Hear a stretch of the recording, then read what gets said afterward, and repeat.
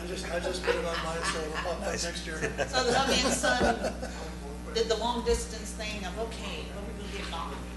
And now we're on live, so Okay. you can tell me about the. I know. We can, Tell me about your birthday. it's time for. How come that angle has got us? I mean, Yeah, so Chris, Good my evening, side Cindy. view is such a good view right I miss Cynthia. Hello, Hello, good How are evening. you, Councilman? We're surviving, how about you? Yeah. As my eye She's like, twitches. uh-huh. Yeah, It's right. on the Yeah. phone, so I have complete sympathy. Oh, that wonderful drive, yeah. There's traffic on Highway 90? No, No, I was thinking of my night of babies. It's If you drive on McDonald Coast. $35 to the cost. No, I've been no, detoured. that's all I've right. been detoured that way at least once. Yeah, Driving yeah. into town, it said, it'd be quicker if you go through the cost 35. Get to 1604. When I had to go to the Lido store one time because we had one of those flooding rains, so they had the bridge closed going into Lacoste. So I had to do that one. Yeah, not good. It's, I might have the name wrong, but the road that goes like east-west out of McDonald Coast and hits 1604. Yeah. Yeah, I take that road to work at least twice a week. Where's your work? Southwest Research, Oh, I'm- 151 and 410. Okay, 151 and 14. Yeah, it's right there. Yeah. See, I remember the old location, which was on south on 410, where the monkeys are. Good, how are you? Amen. See you again. It's been a while. See you. Hi, John. How are you? We met earlier. You look familiar. She's like, no, tell me how you really feel. He knows you're getting an evaluation and then he's gonna do your job. It's all good. It's all good, right? Oh, boy.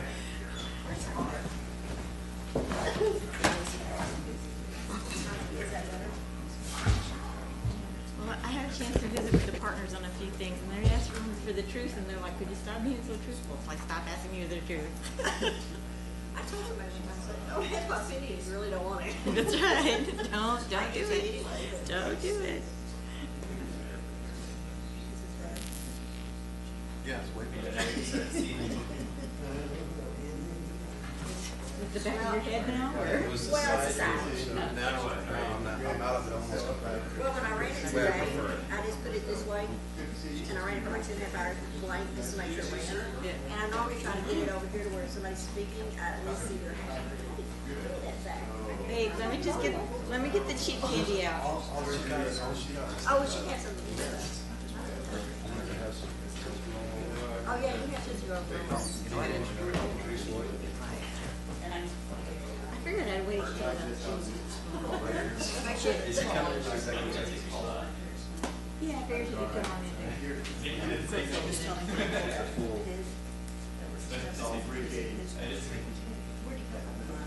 Another part. Oh, so he pretty much first second quarter. Did he go to second grade? I had to ask, see if you know the granddaughter. That's right. Yes. I told her she had cooked. I hadn't talked to her forever. I was like, Go to Martin. We do. Indeed, we do.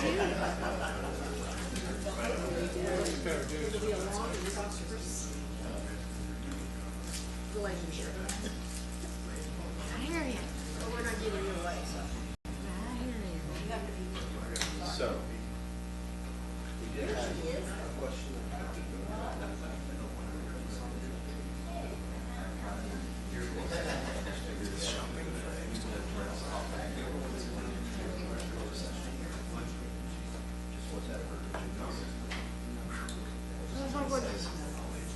What version did I use? Did I use the long version? That's from her.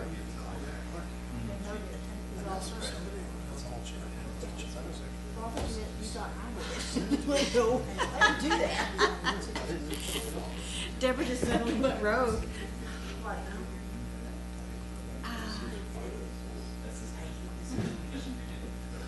There he is.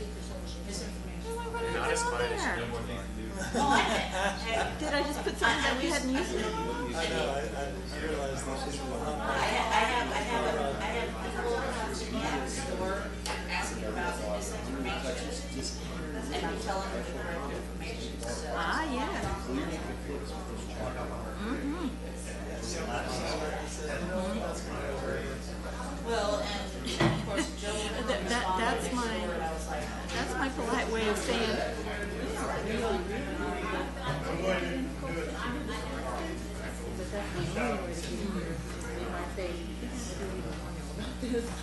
So yes, 2 meetings in a row, we're all so we here. can either do it here for a closed session, however you want it. I thought I used this on y'all before. You may have been before, Steve. Been on council a long time. Hello, welcome.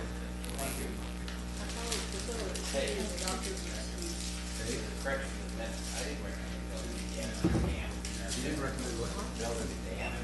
Because he wasn't there.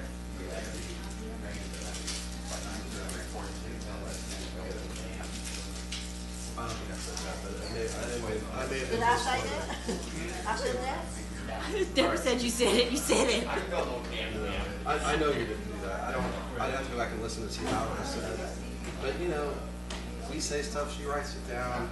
I'm gonna see all the correctly. I'm in the, Well, I think you could make the correction that you didn't say something when you weren't here. No, you can leave it. Okay, so. that's right. It was in a different part of the metaverse. Yeah. It may have actually Thank you. happened. Only because I just. Oh, man, I didn't you're know here you just did that. and say don't ask. Yeah, that's fine. I don't plan on being like. Oh, and at the beach, that's why. Oh, really? Uh-huh. At the beach. Would be a good time. Rub it in. I'm pretty full Thursday.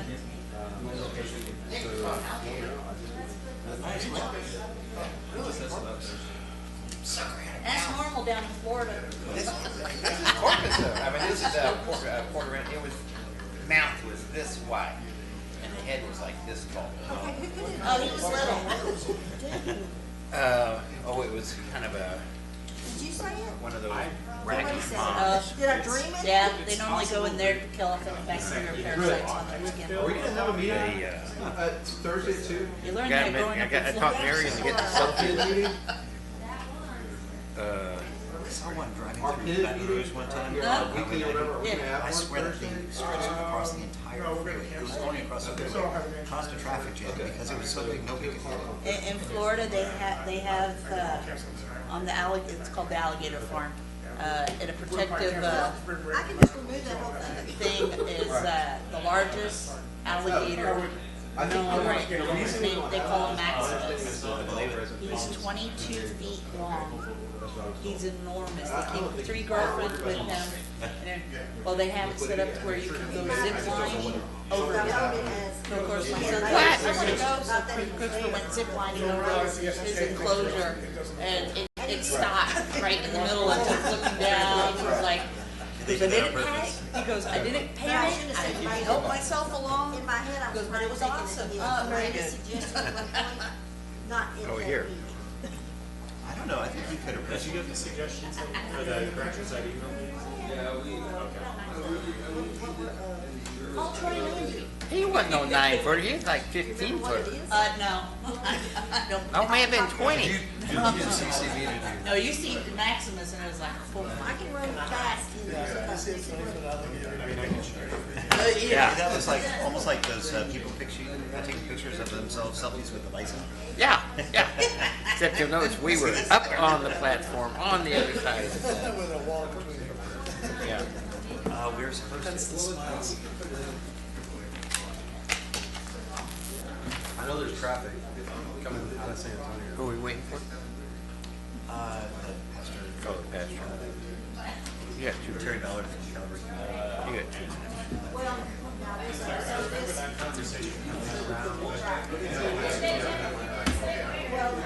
the whole thing is, and I don't know, something at the end of the summer.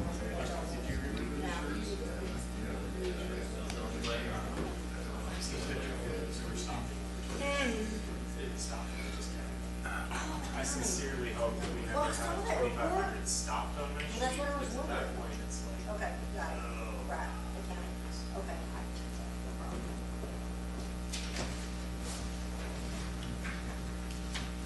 there's temporary stop signs down by your, where's it? Geneva Glass. Geneva, yeah.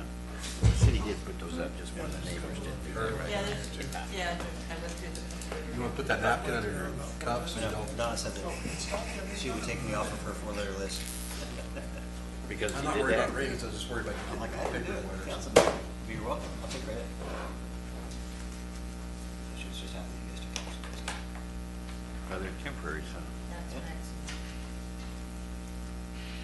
That's That's an alligator. yeah. Who's the stupid guy standing behind him? Oh, it's Paul. The guy who just fed him. One of I the think that's the caretakers. bus that the alligators ride on.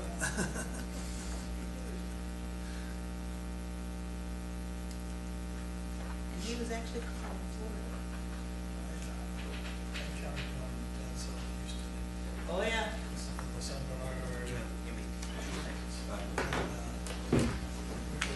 I'll give you 30. We've been live for 15 minutes.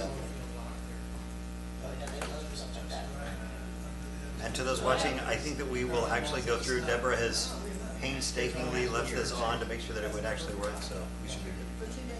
For 2 days. Yeah, they love Now stuff they like that. retired out of it. My cousins, Get word out. I had cousins and, my first horse were down, at Moorhaven, Florida on Lake Okeechobee, and the canals there, well, we would go riding all the time.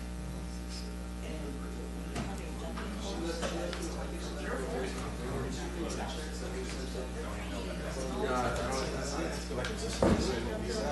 I know what you're used to, you know. and I saw it. There's and two I'm like, ways no, I keep would going. prefer Just don't let me fall. Yeah, don't let me fall. breaching the West Oh, Coast. yeah. Yeah, but I don't think this has to do with the channel, I think. All right, we're going to go ahead and call this meeting to order. We'll call the meeting to order at 5:30. Start with a roll call. District 1, Sheena Martinez. Paul Gary for District 2. Phil King, District 3. David Mers for District 4. Herb Dyer, District 5. And Darren Schroeder Mayor. So we are all accounted for. Please stand with me for the pledges of allegiance and remain standing for the invocation. To the American flag. I pledge allegiance to the flag of the United States of America and to the republic for which it stands, one nation, under God, indivisible, with liberty and justice for all. And to the Texas. Honor the Texas flag.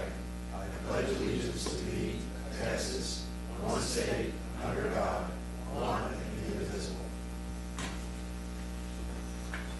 All right, I think that our pastor has probably gotten stuck in traffic, so if you'll bow your heads with me, let's provide the invocation. Dear Lord, thank you for presiding over us, presiding over this meeting. Thank you for being in our lives. Please help guide the thoughts and the words by council, the actions taken by each one of us to make the city better. Please help us to stay true to your word, showing your love and the responsibility that we are obligated to for the city. Thank you for your love, your caring, and thank you for our opportunity to represent the people of Castroville. In Jesus' name, amen. Amen. Thank you, sir. Thank you. All right. Next item is citizens' comments. Would anybody like to speak for citizens' comments? All right. Next item is the consent agenda. I request we move, we discussed the minutes. Okay. Move for consent agenda. All right, let's, then we'll remove that from the consent, we'll cancel the consent agenda. And the item is for discussion is minutes for February 27th, 2024, regular called city council meeting.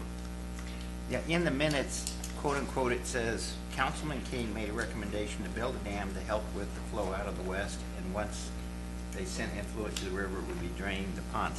But I wasn't at the meeting.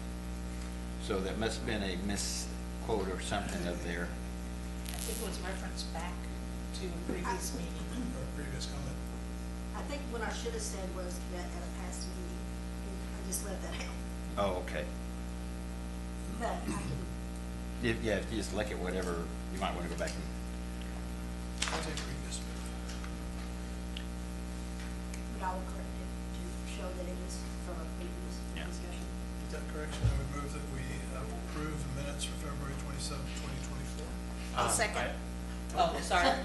We'll have a motion, a second, more discussion. I had also sent two corrections on the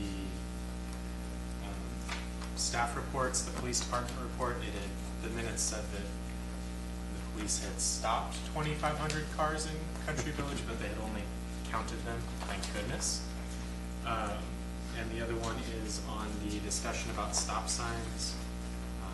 We had finished with instructing the city to purchase and install temporary stop signs, which was not reflected in the minutes. Well, because that was only a discussion. Okay. Well, excuse me, I will say that, I think in the body of it, the staff understood that we needed a temporary, but. Okay, so I have a proposal to add to the motion. Do you accept? Yes. Okay. With the stated revision, yes. I'll second. All right, further discussion? All in favor? Aye. All opposed? Motion passes. Scott, can I have the thing? You need everything, right? Just the presentation. The dongle? The thing that you need? Or you turn it on. Excuse me.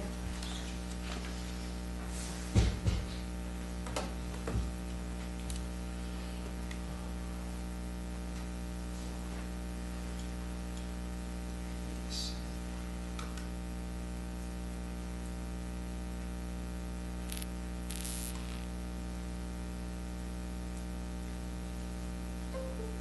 It's connected.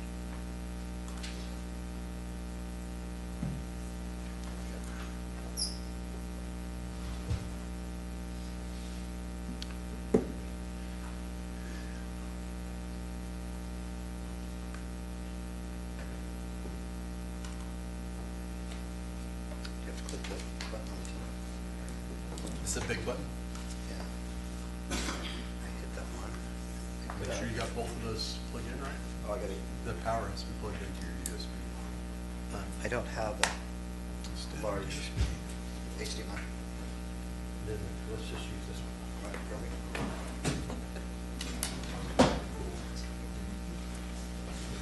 I carry the USB to USB-C adapter everywhere with me. yeah.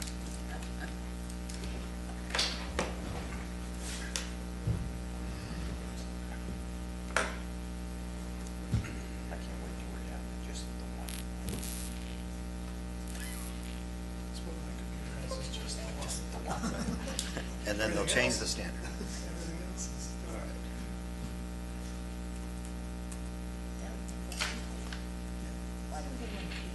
Come on now. USB-C to HDMI. Almost. There it is. All right. So I just thought I'd put that right up front. March and April will be even busier than it has been. And this is just an update on some of the things that are going on. There's nothing earth-shattering, just a lot of things that are going on in the city. We'll start with March. And you can find a lot of these on, I kind of gathered them from different Facebook posts and chamber things and some of the stuff that I know that we have going on in the city. So just kind of compiled it all into one area. I think I got pretty much everything. So we'll start with the March 13th Poppy Poster Contest. If you go to CelebrateCastlevillepoppies.com, it's got all of the information for the submittals. They are due tomorrow, so you have to hurry. They've been out there for a little while. Next one is the 505 Chamber Mixer on the 14th, and that will be at Coors. March 17th, we have the American Legion fundraiser. That's 11 a.m. to 1 p.m. And this is where we're doing the drawing for the raffle ticket spot. Oh, great. And do you still have raffle tickets available? Yes. Nice. Hey, Jack it up on the chorus thing. Keith Lutz, I think, is going to play there at 7 o'clock that night. Good of course? Of course. Oh, yeah, great, nice. Go listen to the county's output. Then on March 23rd, we have a couple of things. In the morning, we have the regional park volunteer opportunity. They still need volunteers.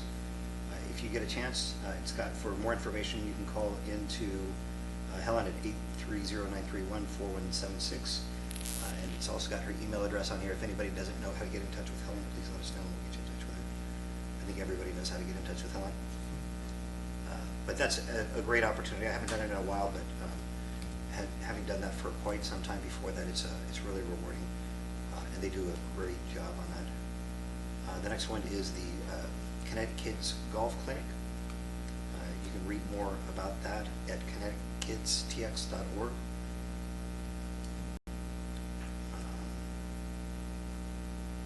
All right, the next part of our code review is going to be March 26th through the 28th. This is the design rodeo, and this is where we're actually going through and drafting the codes. If you get a chance, go and take the survey, and that's at tinyurl.com/dreaming-castroville. If you get a chance, go by and take that 3-minute survey. I want to encourage everybody to get there. Anybody who cares about the direction that Castroville is going and making sure that we stay aligned with what your vision is for Castroville. We're trying to align that vision to make sure that we're all going in the same direction. So this will be a very, it's family friendly. It is to facilitate communication, to make sure that people have a say in their future. They've brought up some kind of crazy ideas that people have liked and some that people have not liked. And that is kind of their purpose, is to find the corners and edges of what makes sense for us, what out of our past do we want in our future. So that's coming up. We also have on March 29th, the Easter egg hunt at the regional park. Lots of fun. I'm sure that they will take volunteers if you want to help put out some of the eggs. It's quite the egg frenzy when the kids get out there. Then in April, we have the chamber luncheon. I couldn't find a good picture, so I grabbed this one of them creating the brilliance behind in the kitchen. That is April 3rd. Then April 5th, the weekend. So this is the whole, I like Councilman King right there. You look good in shades. Thank you. So April 5th is Fiorella Friday. 6th, I believe, is the Movies in the Park. Is that correct? I didn't have great information. We need to make sure that we've got that information out better. I know that that's going to go out. I don't think that'll get out by the next, what do you call that, newsletter. So we need to make sure that we've got all of the things up there so that people can see all of these. We have the music festival. I couldn't do the umlaut on top of the view, but there's all of these details are online on the city's website and on the Facebook page. And then, of course, the eclipse, the actual eclipse on April 8th, the eclipse party at the regional park. There are things going on all over, but this is just kind of an exciting time. This is a lifetime event that we're having happen right here. I want to remind people, when that comes up, make sure that before that weekend you have already done all of your shopping. I don't think that we're going to see as much as like Fredericksburg and Kerrville and Lakey.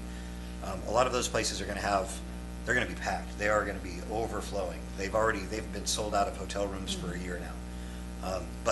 And we haven't had that kind of, just because San Antonio's in such close proximity, I think we'll have a lot of day trippers, but then we're going to have all the traffic going there and coming back, and quite often the stores will empty out, the gas stations will empty out, so hopefully they're all getting prepared for that, but I just would recommend just get your shopping done early and stay at home, walk over to the park, enjoy the time. We're down here. Don't forget your toilet paper. And don't forget your toilet paper. We don't want to have a repeat of the great toilet paper famine. Yes. April 13th, we have Tour de Castroville and the Castro Colonies Heritage Association Casino Night. Lots of fun. So you can go run and wear yourself out and fall asleep during the casino night so I can beat you. I didn't have great pictures of this, and I apologize for that. But this is April 27th is the Alsatian Festival of Texas. That whole weekend is actually going to be a great celebration, and I've got that kind of covered on the other one. This is our Alsatian Dancers of Texas dancing in Ensisheim. So the mayor of Ensisheim, who's our sister city, we twinned 15 years ago. This is the 15th anniversary of the twinning. So the mayor and I think we're up to almost 50 people now, primarily from Insesheim, also from Wittelsheim. We have people that are coming from the Alsace Medina County, Texas. They set up a nonprofit. For those of you who don't know, they were the ones that shipped over the Steinbach House and helped construct it, and they've just been great partners. So this will be a really great honor to have them here. And we'll be doing things all weekend, getting ready for the Alsatian Festival. So if you have any questions about that, please reach out to myself, to Phil, if you want to be a part of all of the festivities. Please come to the Alsatian Festival of Texas. That's Saturday night. The twinning ceremony is going to happen on Sunday afternoon. What time did we decide for that? 4 o'clock. 4 o'clock, and that will be at Houston Square. Thank you. I should remember these things. Yeah, It's pretty important. That's Yes. why you got me here. I've got him. Back up. All right, and that's what I have. Busy month, I know. I know our staff has been working hard on this, and every time we do something like this, I know that I'll see this man right here quite a bit, running around taking care of everything. Thank you. All right, next item is discuss and take appropriate action on a resolution authorizing and creating Castroville East Side Public Improvement District Number 2 in accordance with Chapter 372 of the Texas Local Government Code. I just want to say that the packet did not have the Exhibit A of the property attached. I have no image of where that property is. We do have that in the presentation. What's that? Okay. On the previous one, okay. I know which one it is now. And I know we've had some confusion on this, so thank you, Sheena, for looking out for that. And Scott will get us updated on that. So for this, Rick Rosenberg is here tonight as kind of the financial partner, if you want to think about it that way, the consultant that is helping figure out the PID costs, et Getting it set cetera. up. And Rick has provided a presentation that kind of just runs through some of the concerns and questions that were raised at our last meeting when we had the public hearing. As you may recall, at the last council meeting, we held a public hearing for this with no action. For the deliberate purpose of allowing the community, citizens to have input for you all to consider this action. This is an action that's required in our development agreement. So the development agreement that we signed with Flat Creek required them to annex in the city, which they have done.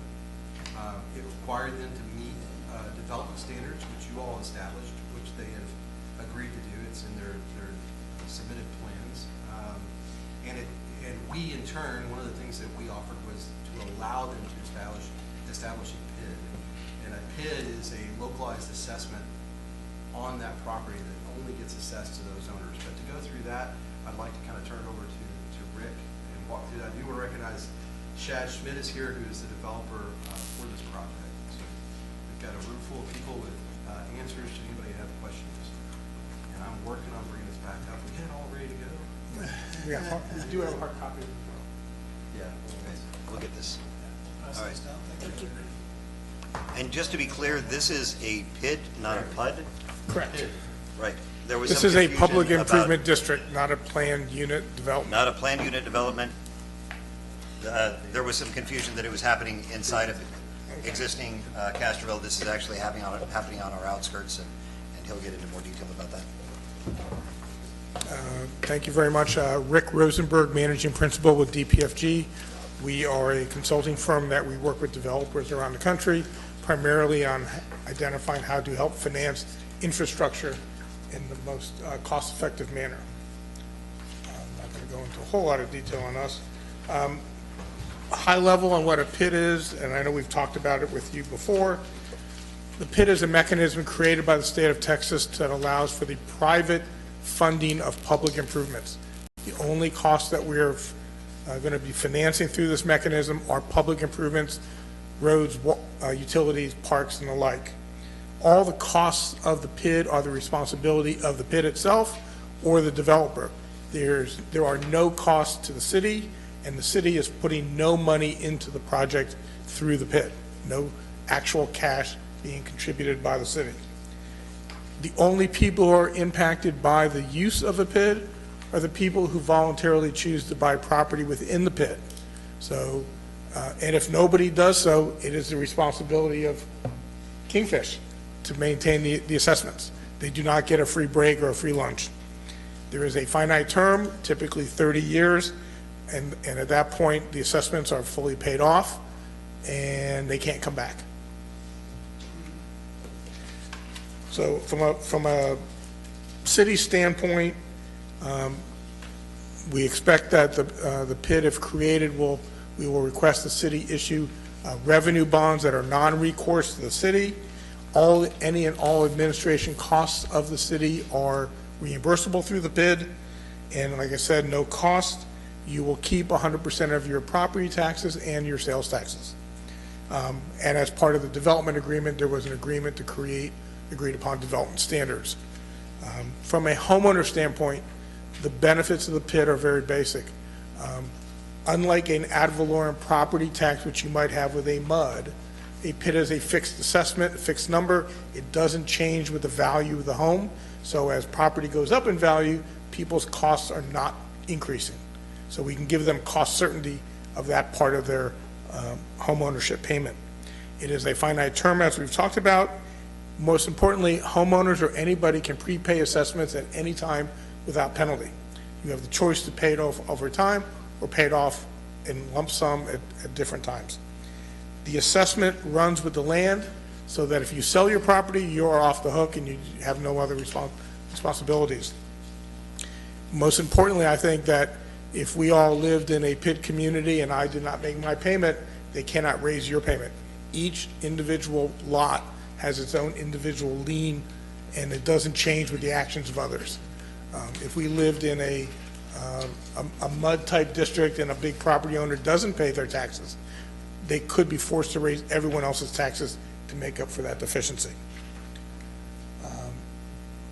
You are familiar with the Flat Creek project, and any specific questions I'll defer to Shad to answer, but we are talking about 255 acres, 3 different lot types, with home prices targeting starting at about $400,000 up to $560,000. We have provided the land plan. It's a little hard to read, but I think you've seen it before, and I'm happy to go through that in any detail that you may have. When we are dealing with a PID, like I said, what we're talking about is paying for public improvements. Streets, sidewalks, water, wastewater, parks. This is the list out of the statute. An amenity center that will be in the community is not eligible to be funded through the PID. Dry utilities that are not owned by public entities are not eligible to be funded through the PID. If this was a gated community, there would probably be no PID, because there would be, you wouldn't have public ownership of things like the roads. So everything is built to the standards of the city per the development agreement, dedicated to the city per the development agreement, and also obviously any costs that the city incurs during this process are included as well. We provided a summary of the total improvements. We're looking at a budget of public infrastructure of over $32 million. We expect this project to be developed in effectively 3 phases for the PID purposes, so we don't put too much of a burden on anybody up front. We do it as the project is developed. We also have outlined the off-site water improvement costs that are going to be funded through a separate PID mechanism. I believe that's still the case. Thank you. Happy to go answer any questions on that. From a standpoint of the economic benefits of the city, we are projecting over $335 million of assessed value, $1.75 million of tax revenue to the city at build-out, and another $6 million of tax revenue to the other jurisdictions benefiting from this development. In terms of the terms that are outlined for now for the PID, we're targeting a maximum equivalent tax rate of all taxing jurisdictions plus the annual PID payment to be no more than 2.97% or $2.97 per $100 of value. That is what we're looking at, the maximum. We'll work with the city team throughout the process to finalize a number that is, because what Shad will want to make sure is that whatever assessment level is agreed upon, it can be marketable to his builders and the builders to their home buyers. We can't have an assessment that's great for the developer, but nobody buys the lot. Doesn't work that way at all. We are looking for a 30-year term. That is probably 90 to 95% of the PID transactions in Texas are 30 years in term. We have total eligible cost of $32 million. We expect to only fund 17 million of that through the PID. The developer will be responsible for funding that balance. So in addition to the land purchase, the non-eligible costs, the developer will be making a significant financial investment above and beyond what the PID will be providing. I know this is a little detailed, but we've outlined what we are projecting for each of the lot types in each of the phases will have as an annual payment. We set the assessment so that everyone pays the same relative amount, and we do it based on lot type and the estimated home value within that lot type. I will tell you just in advance, not every home on a 50-foot lot is going to have a $400,000 price. Any builder will have multiple home plans. So some people who have a more expensive home will pay a lesser rate but the same amount. If you have the lower price plan, you will pay the same amount and it'll be a higher equivalent tax rate. At this point, there's really nothing we can do to avoid that because we just don't know what plan is going to be on which lot. So the equivalent tax rate of 61 cents for the PID is the same for each lot type. For the 50-foot lot, that is about $24.40 per year, $29.28 for the 60-foot lot, and $34.16 for the 70-foot lot. Obviously, that is something that in the end will have to be marketable and viable for the builders and their customers. One of the things that is important to understand about a PID is that the costs that are being financed through the PID are costs that the homeowner pays for no matter what. This isn't, we're not creating a free lunch for anybody. So and I've been on the builder side and the developer side, and the builders and developers will tell you that to the extent that if there is no PID, the costs that have to be incurred have to go into the lot cost. And if the lot cost goes up, then the home cost goes up. Typically, if a lot goes up $25,000, the home will typically have to go up $100,000 to get to the same margins to make it an economic investment, viable economic investment for the builder. So what we've shown here is that for the 50-foot lot for the $400,000 home, if there was no PID, we would likely need a home at $503,000 to make it a viable economic investment for the builder. The question becomes whether that builder thinks they can sell that home for $503,000.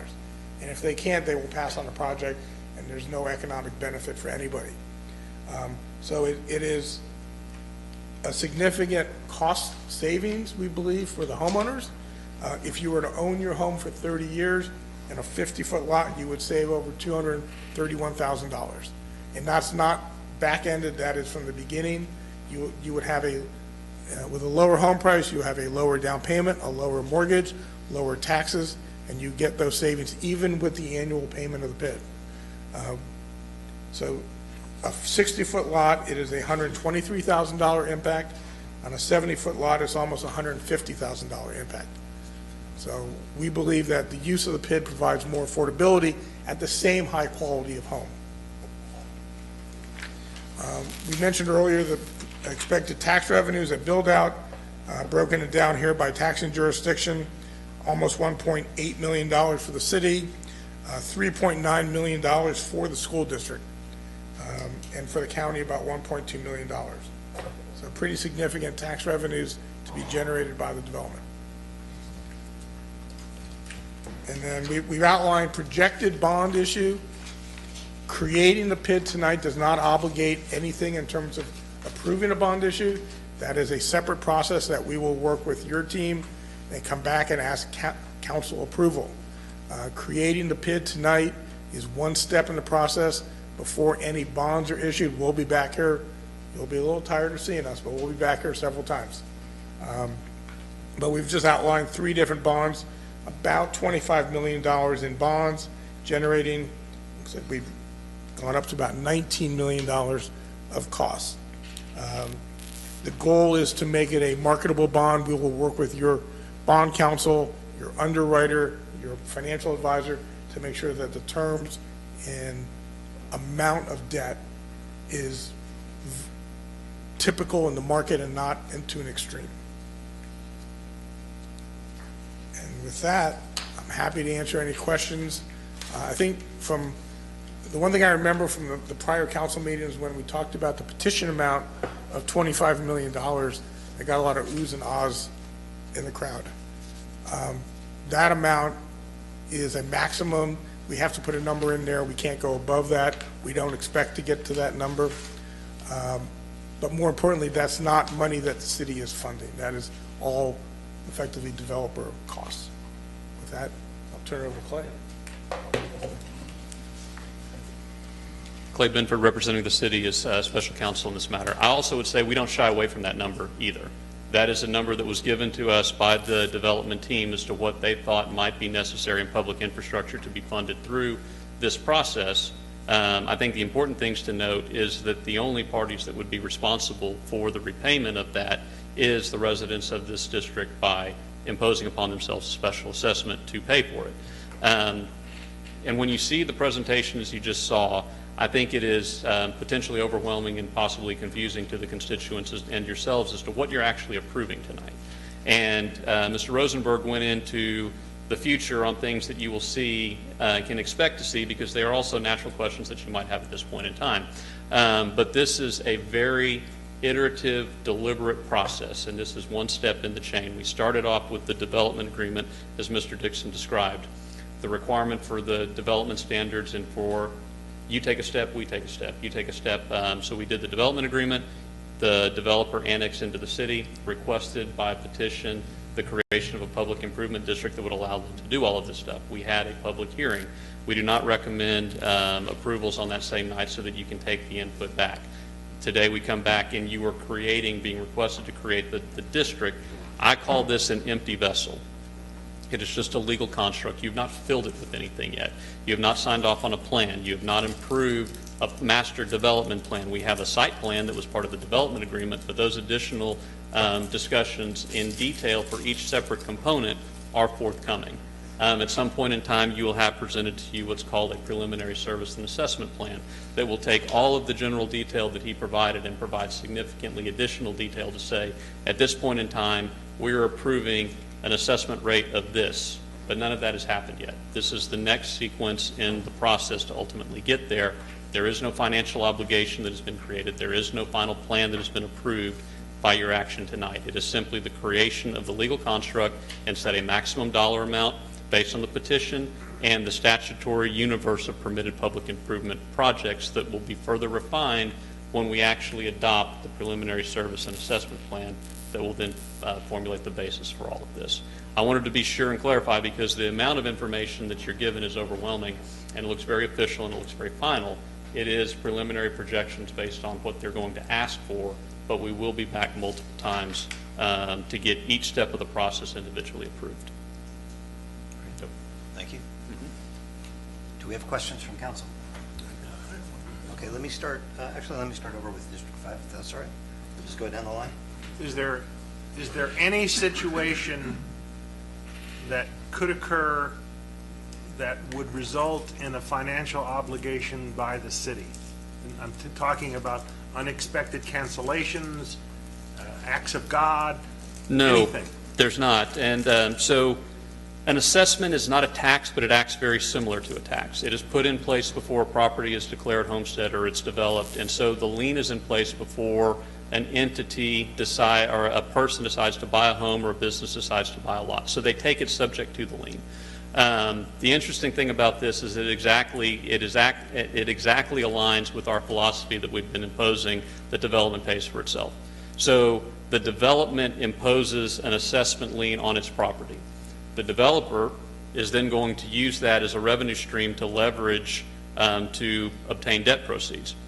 He is believing that he can resell that property to home builders that will ultimately sell it to end users. If that does not happen and he's taken the money, the person on the hook is him. He has to write the check. Now, the lenders have made a determination that they believe his plan is going to work too, but they're taking the risk that it actually does.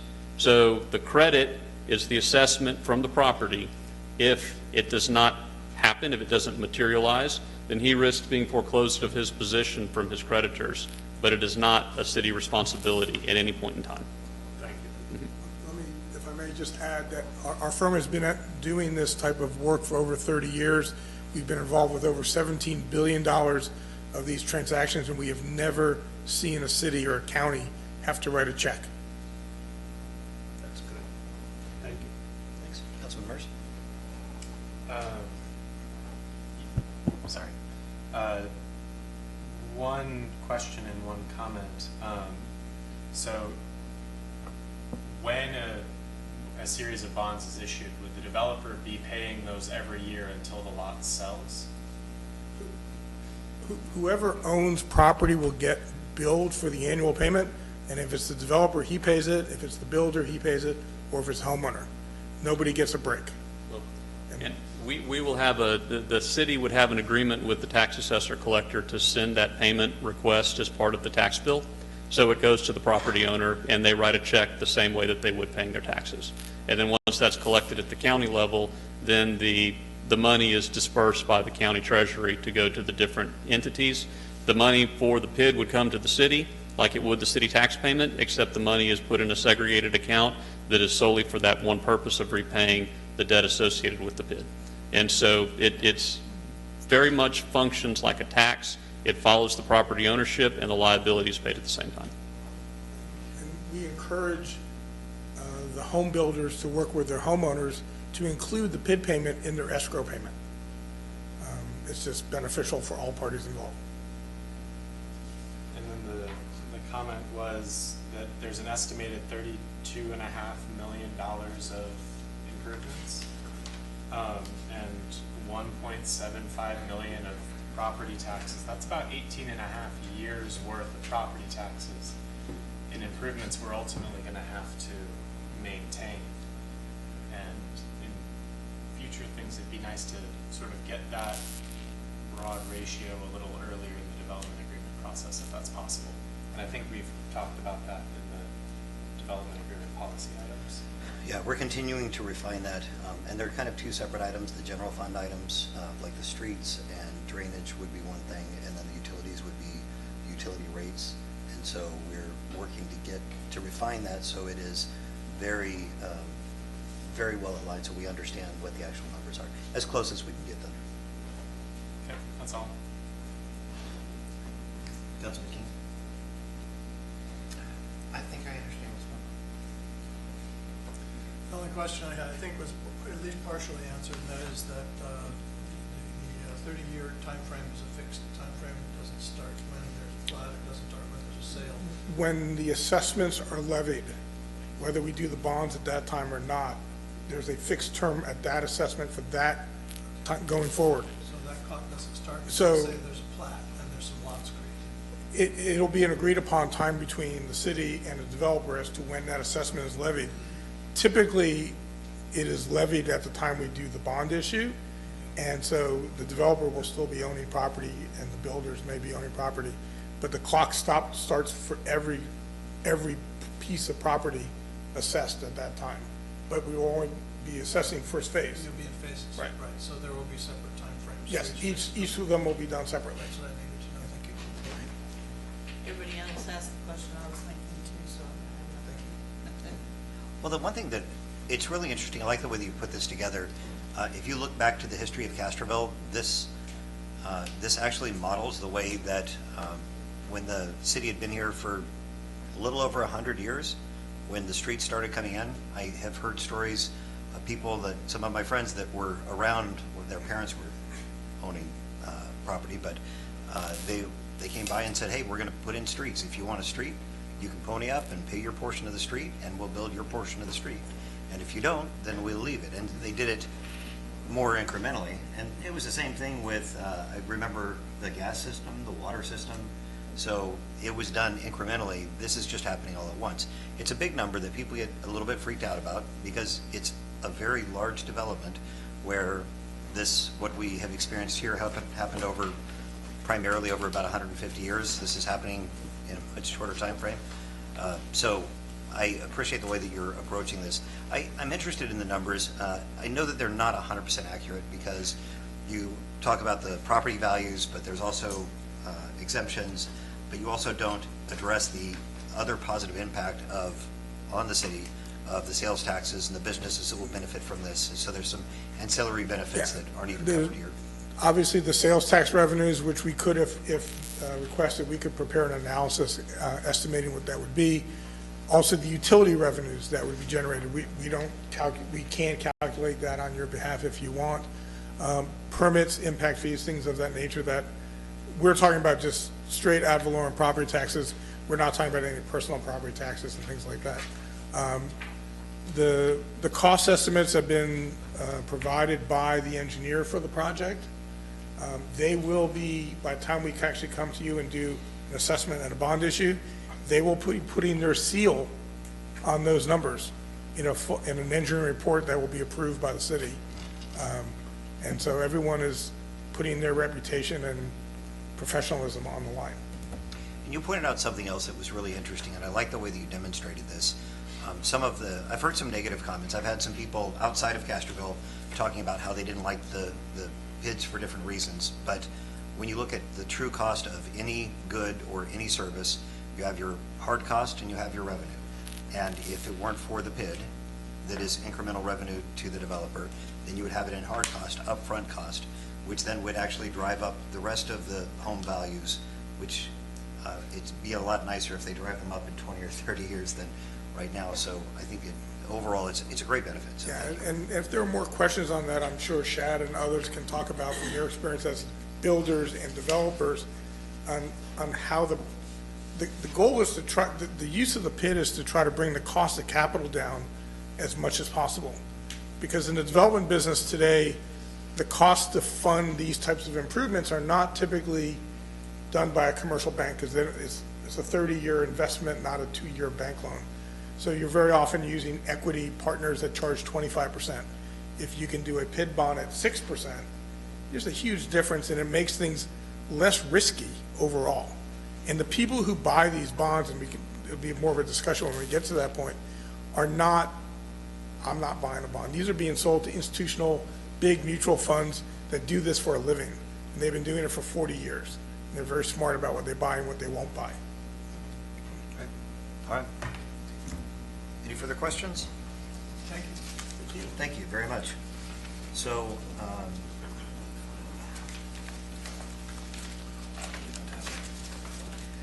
I'm looking to have a motion to authorize and create Castroville East Side Public Improvement District Number 2 in accordance with Chapter 372 of the Texas Local Government Code. Do I have a motion? So moved. Do I have a second? Second. I have a motion and a second. Any further discussion? All in favor? Aye. All opposed? Motion passes. Great. Thank you. Thank you. Thank you. See you guys. That was great information. Thank you. Next item is consider and take action on approving the purchase of one work truck for the Parks, oh, so sorry. For the Parks and Recreation Department. I had 2 more words. I thought he was trying to help you read. I do need that help, but I need more help telling time than reading. You have to give a time stamp.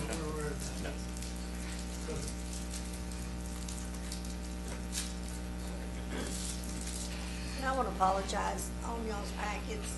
The hard copies had the copy of the, and I just didn't scan it in with it, I'm sorry. He sent me over the resolution, I pulled it. I and- just wanted to be sure. Yeah, at the last meeting, we didn't have it behind it, As soon as I saw that, I said, okay. but I apologize. I wanted to take it right. That'll be, we should put that on your review. Please, please do. I'm batting 1,000 here right now.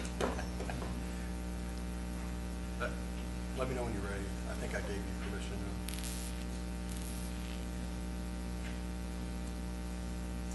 If not, I'm just gonna unplug mine. There you go. Going now. Now it's going. It's thinking hard. I don't know if that's It's connected. And then you should hit the little green one, right? Yeah, well, this one doesn't push. I'm just Oh, gonna. never mind. You got it? I think it should work. Should work. Let's do the thinking thing again. There we go. There. All right, cool. Okay, good evening. So this is going to be the quick presentation on the Parks and Recs Department purchasing of a city truck for the Parks and Recs Department. Background, this was in the agenda submission form. I'll go through it. The Community Services Director purchased a 2021 Chevy Silverado 1500 back in December of 2020 for use in the Streets Department.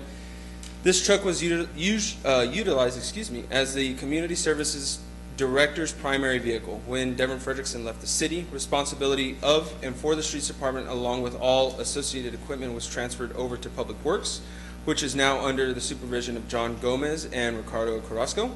Mr. Carrasco is now using that 2021 Chevy Silverado.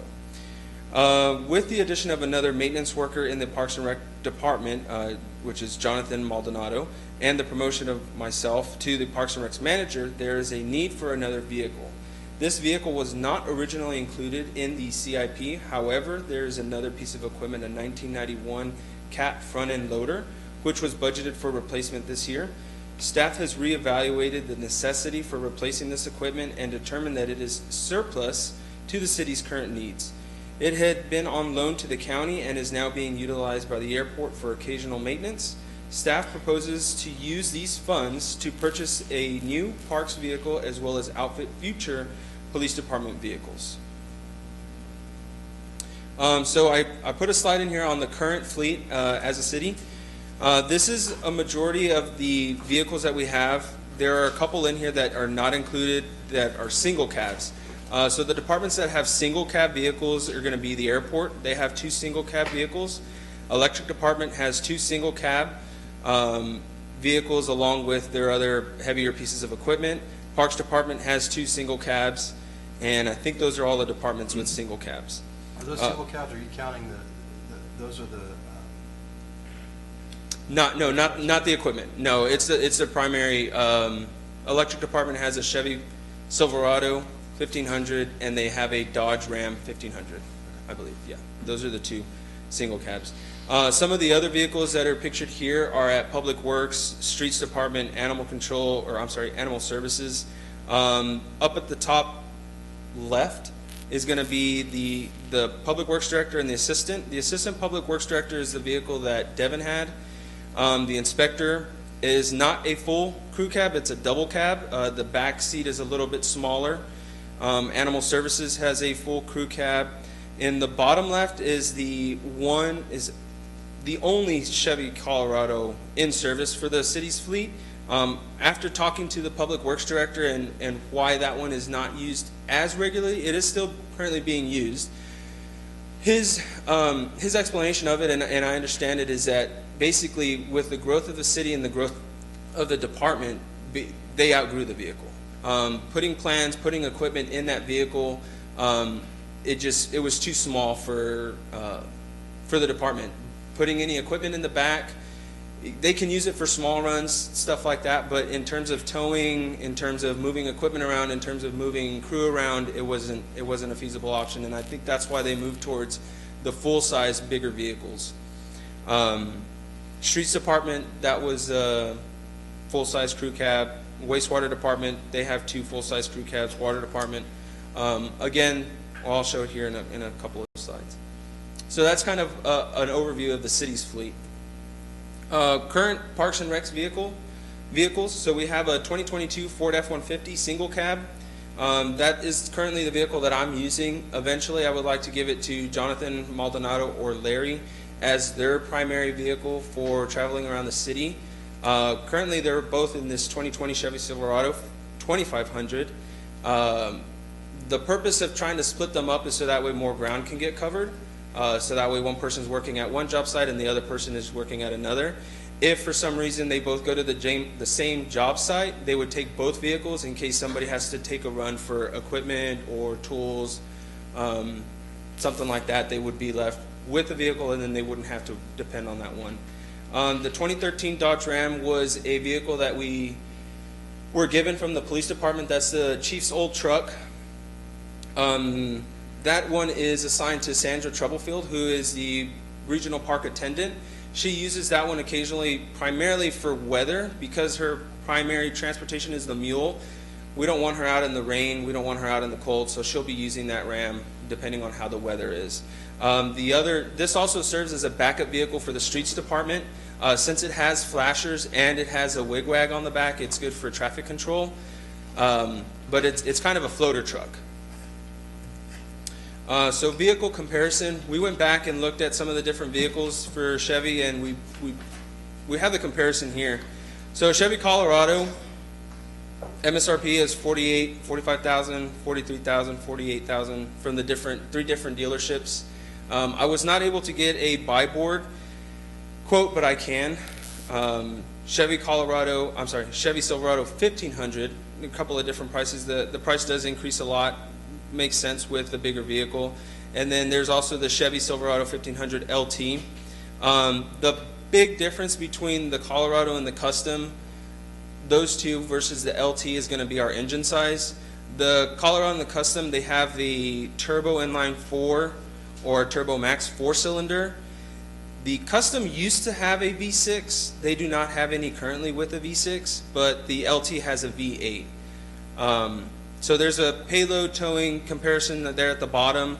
Currently, if we were to use a truck, equipment that we would move from job site to job site would be about a 16-foot trailer, 2 mowers, or a mule, gator, weed eaters, blowers, stuff like that. So I put that in there at the bottom on weight, what we would be pulling.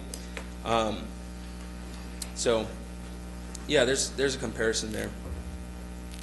In summary, staff is requesting City Council to authorize the purchase of a 2024 Chevy Silverado 1500 for an amount not to exceed $50,000. Benefits of a larger truck versus a mid-sized truck is going to be our storage and cargo space, both interior and exterior, increase in storage and cargo space. The towing capacity between a Colorado versus a Custom is 1,800 pounds. The towing capacity between a Colorado and an LT is 3,600 pounds. Payload 680-pound difference. The 1500 LT has a larger engine producing more power and torque, which allows the engine to not work as hard. I believe there's actually more torque on the Custom than the LT, so that's a misprint on my side. This benefits the vehicle's longevity, reliability, and better cruising fuel economy. Although the Chevy Colorado is a less expensive truck, staff is not recommending the purchase of this truck or something similar.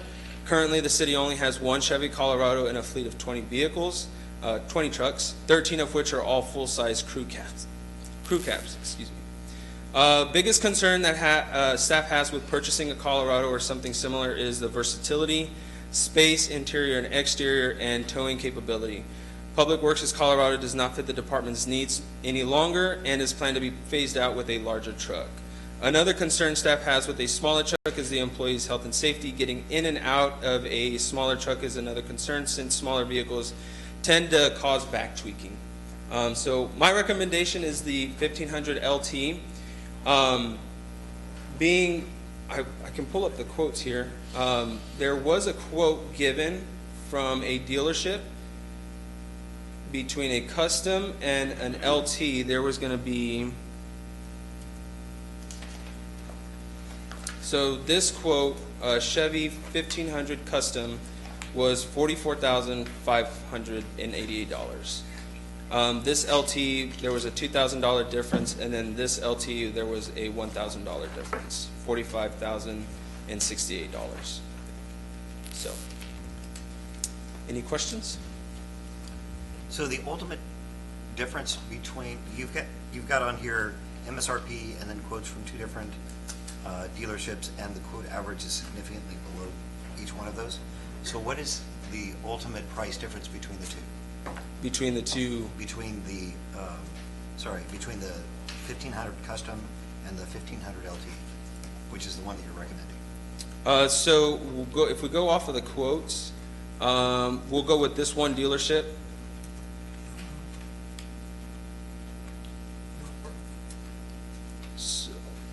So this quote here for a custom is $44,588, and this quote here is $45,000.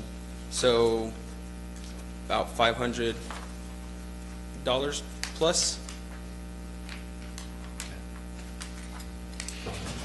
Well, I see a way we could drop that one, because if you look at the majority of the city's trucks, they don't have window tint. Oh, yeah, without a doubt. So that would drop us for the LT that you were just looking at by $500, so that would bring us down below $45,000. I know I'm the one that caused all this chaos, so I just, thank you, this was. free. Absolutely, no, I mean, However, there is I- one correction. go ahead. The last little statement you made about getting out of the smaller vehicles, tweaking backs. Not really. No. Yeah, I mean, yeah, Yeah, personally, I have a Jeep Wrangler and it's pretty small. I guess it's just a personal preference. I'm just trying to think in terms of if the department grows, you know, versatility and function of a bigger size, full-size crew cab versus a mid-size. Yeah. That's what I'm trying to compare. And the history of the Colorado LT, when that came up, is when John Gomez had gotten hired and he needed a vehicle. Because they initially wanted to give him a big Tahoe, and we had discussed on city council, his job does not warrant a large Tahoe. So that's why we got that Colorado LT, because for his position in that, he's not the one that would be hauling stuff and everything. So that's why we got the Colorado LT crew cab. Yeah, if I remember correctly, the Colorado originally was Larry Heinrichs. He had used it. He was using the wastewater treatment plant's Dodge 2500, and then he was downsized to that Colorado. I'm not sure how that happened and then how it transferred whenever John Gomez was here, but I think that's kind of how it Because we went. were looking at him as the director of the department. Public Works. So that's why we had it flagged, when city council made the decision to purchase it, had it flagged for John Gomez. That's why I was asking the question about Colorado and everything to you, Scott, because that's why we purchased it. Well, now your comment makes a lot more sense, because I Yeah. didn't have any of that. Yeah. So I Yeah. didn't know that was the case. Yeah, And- that's why that Colorado was purchased for John Gomez as the director of the department. Because he's not gonna haul equipment or anything, everybody else is. Yeah, and currently his vehicle is a Chevy 1500 Yeah. custom. See. So it was upgraded.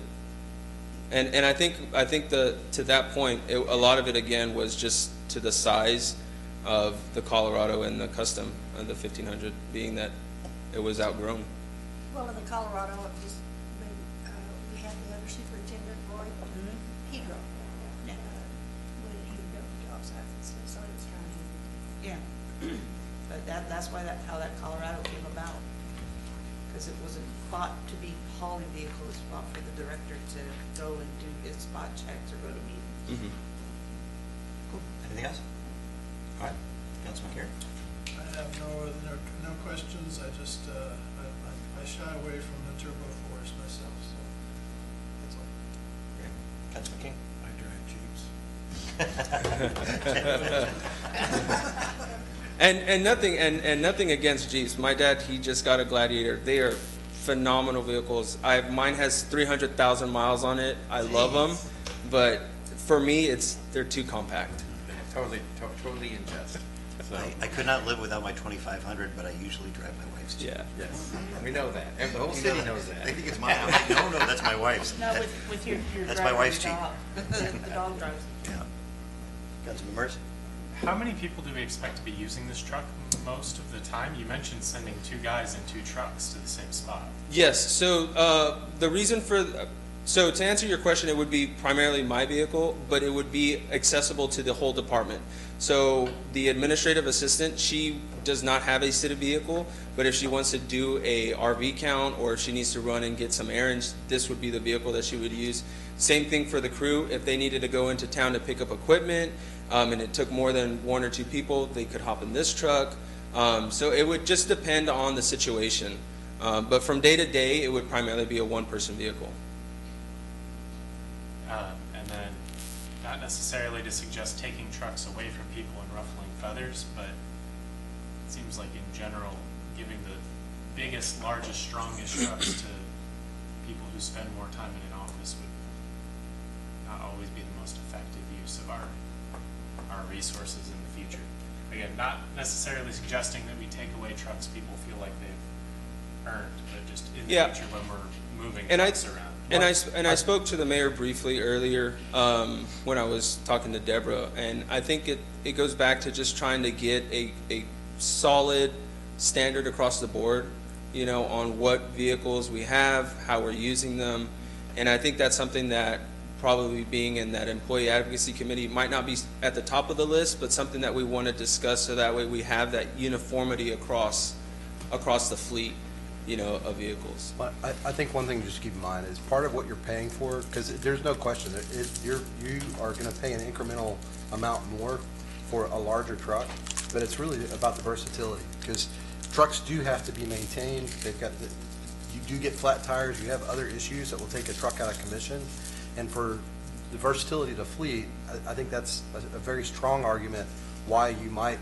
say, you know what, we're going to have larger vehicles, because hell, for $6,000 or $8,000 more, it's worth it to have that vehicle available to the entire fleet should it be needed. I understand, there's the desire to try and save, to penny pinch and say, well, yeah, but do you really need it? A Colorado is good enough for that one position. And that's true if that's all it's ever used for. But that does limit you, it does hamstring you a little bit, because now that it really can only be used for that one Let's go purpose. over this in a summary. Let's get this is all great detail, and that's actually very much aligned with the notes that I have, so I think that we should address these, but I want to make sure that the council people have a chance to get out their questions and concerns first. That was all of mine. So. Okay. Councilman Dyer? Well, I fully support the staff's request for the truck. I have no problem with the truck. I think they know best what they need, and it sounds to me like this is a reasonable request. So I'm going to support the request.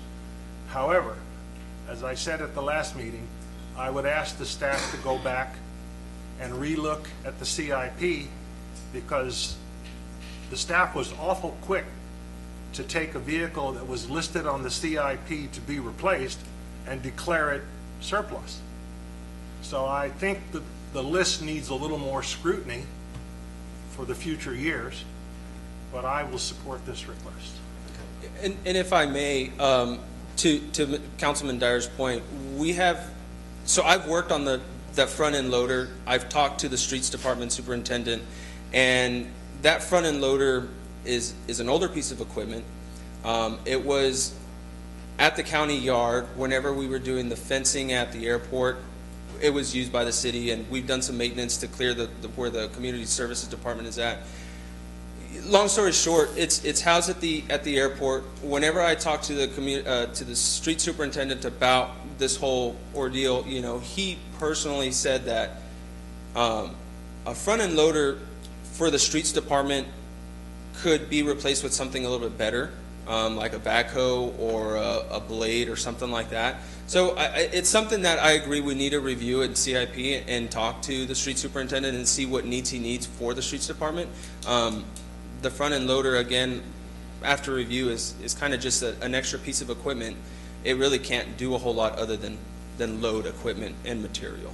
And this is something, as Scott and I have worked through a lot of this, he did, and I'm not going to take his thunder on this, but he did look back and say, when we did the reshuffling, there were some things that we should have taken a look at right then. But you're absolutely right. This is something that when changes happen, we just need to try and figure out how to realign the strategy between what the city knows the city staff knows what we need, and the decision makers agree with and understand, or understand first and agree with.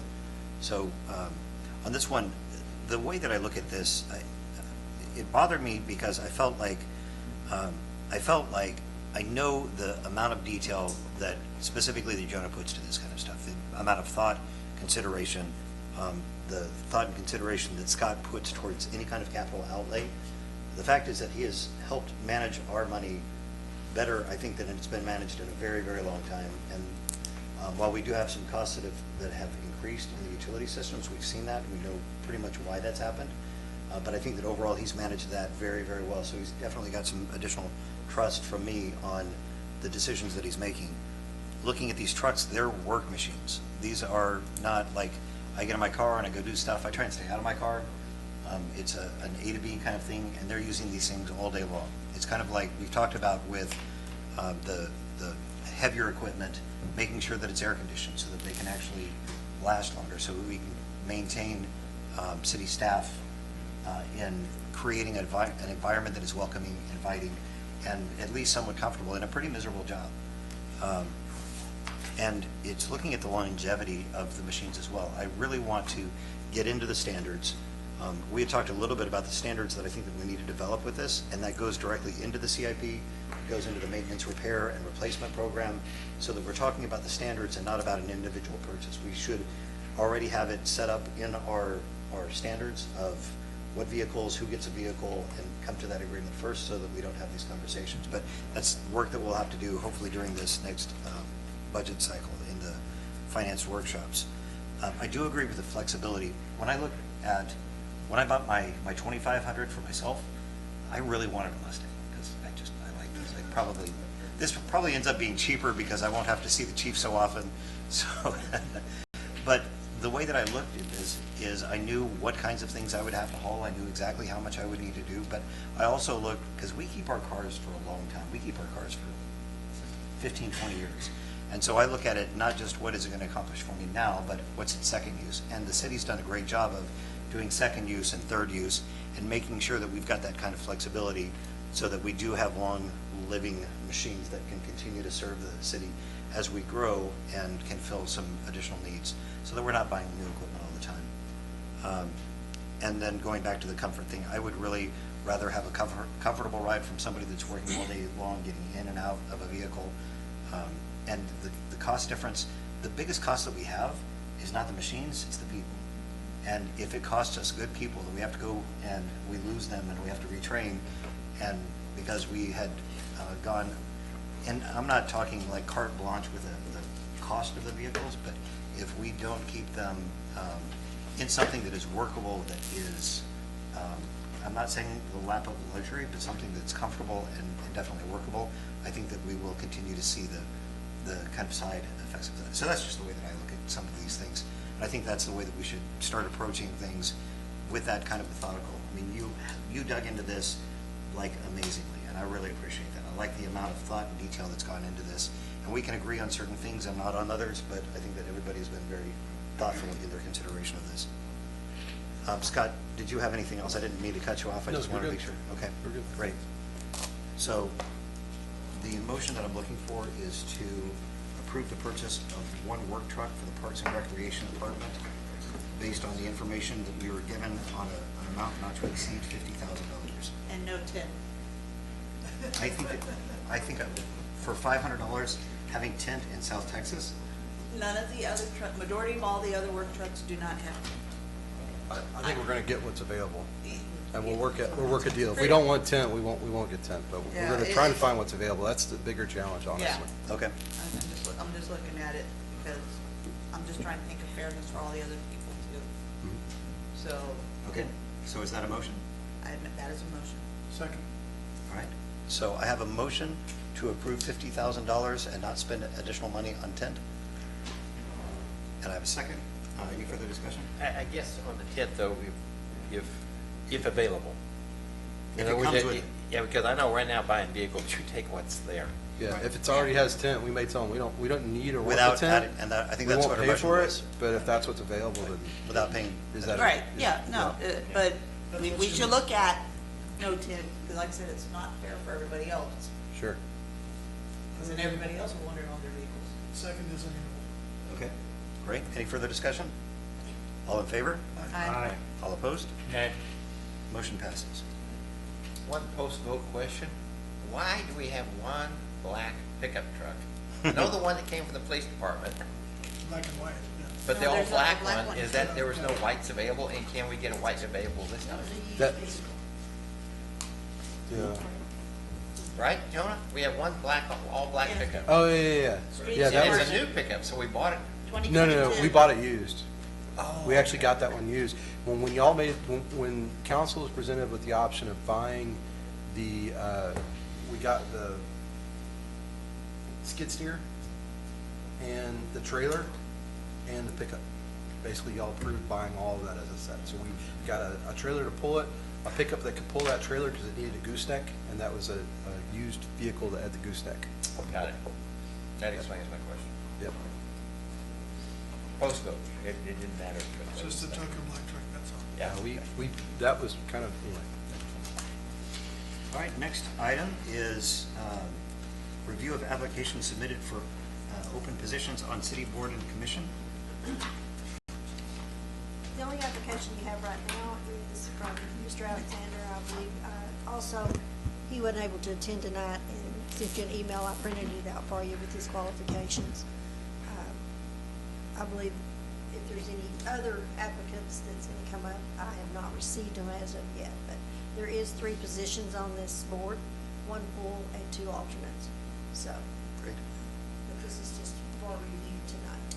And I have heard of at least 1 or 2 other people that are considering that. So I really hope, please continue to try and solicit people to come in, because it would be best to have a primary and 2 alternates. So if we have additional applications, then we'll review them all again. And that way, if there's somebody else that's going to be running, then Mr. Alexander will have that opportunity to actually discuss. I know that he would have wanted to, but I appreciate the fact that he provided the email for it. Looking at his credentials, he'd be an excellent board member. Next item is discussion and appropriate action on an amendment to the Texas Rural Water Association bylaws regarding membership dues. It was only reviewed.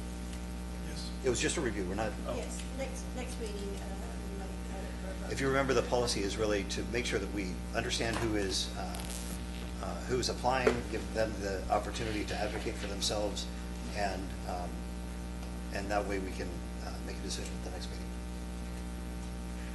Okay, so for the discussion and appropriate action on the amendment to the Texas Rural Water Association bylaws regarding membership dues, Scott, are you addressing this one? No, I'll let Deborah do that. Okay, Well, we Deborah? received this just recently, and Mr. Alexander had referred to this at the last meeting, that we're members of this association, which he had to sign this.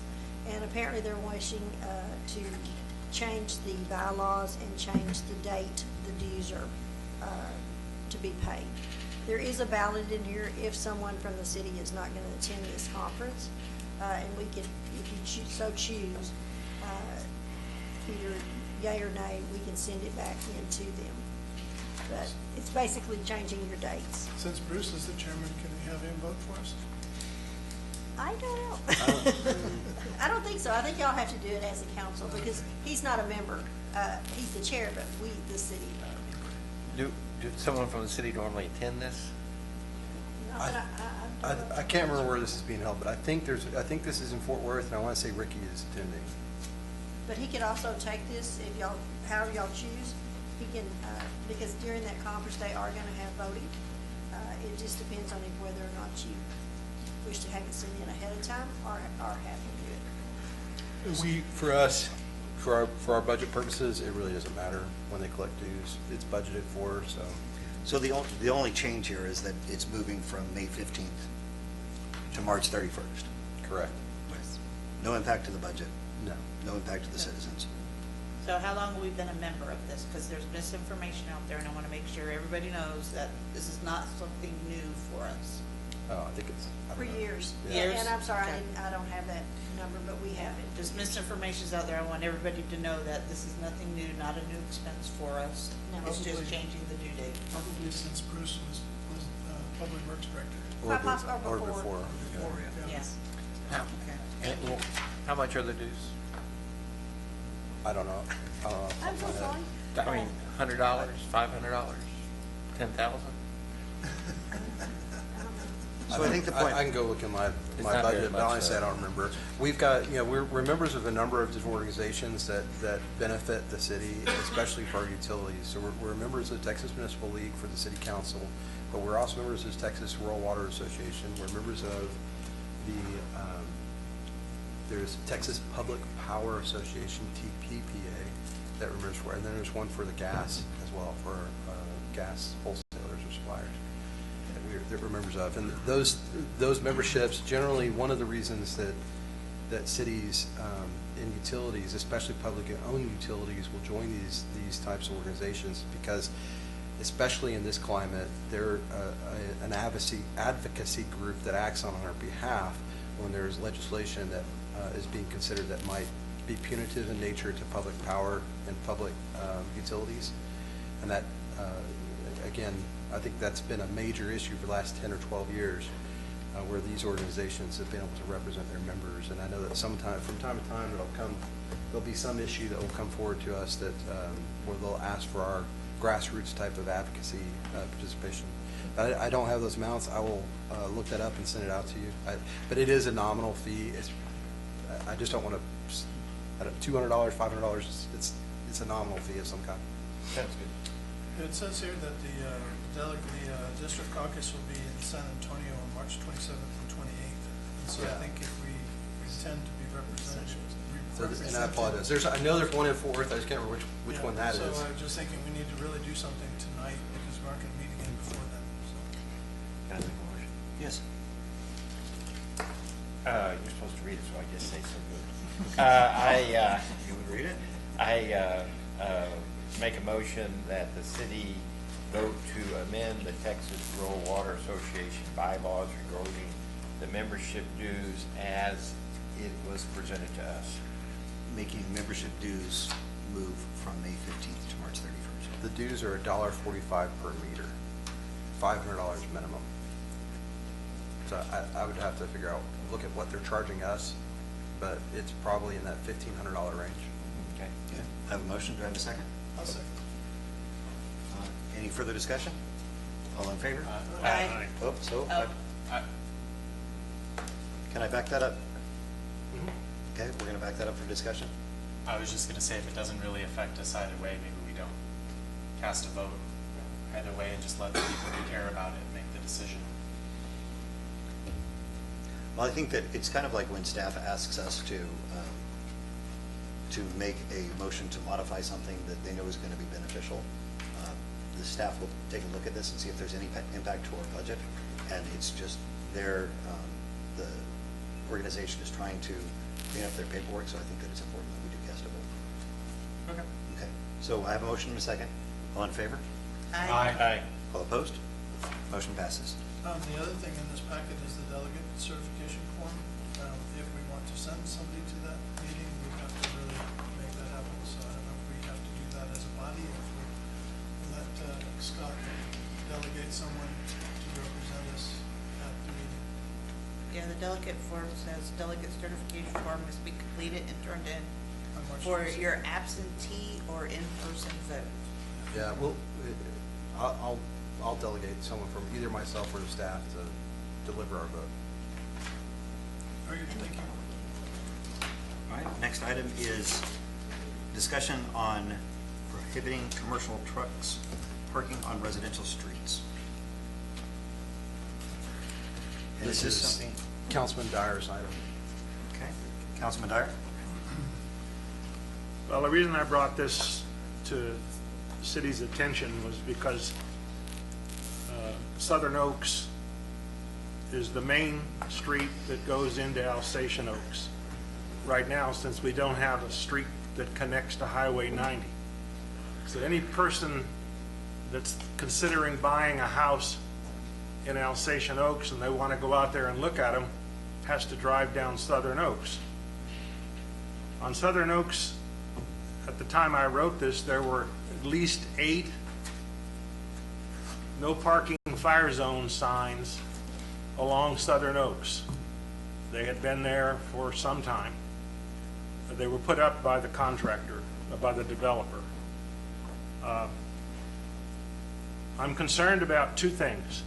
First is we had at least 8 signs on the street, and we weren't enforcing the no parking. Regardless of who put them up, they were there.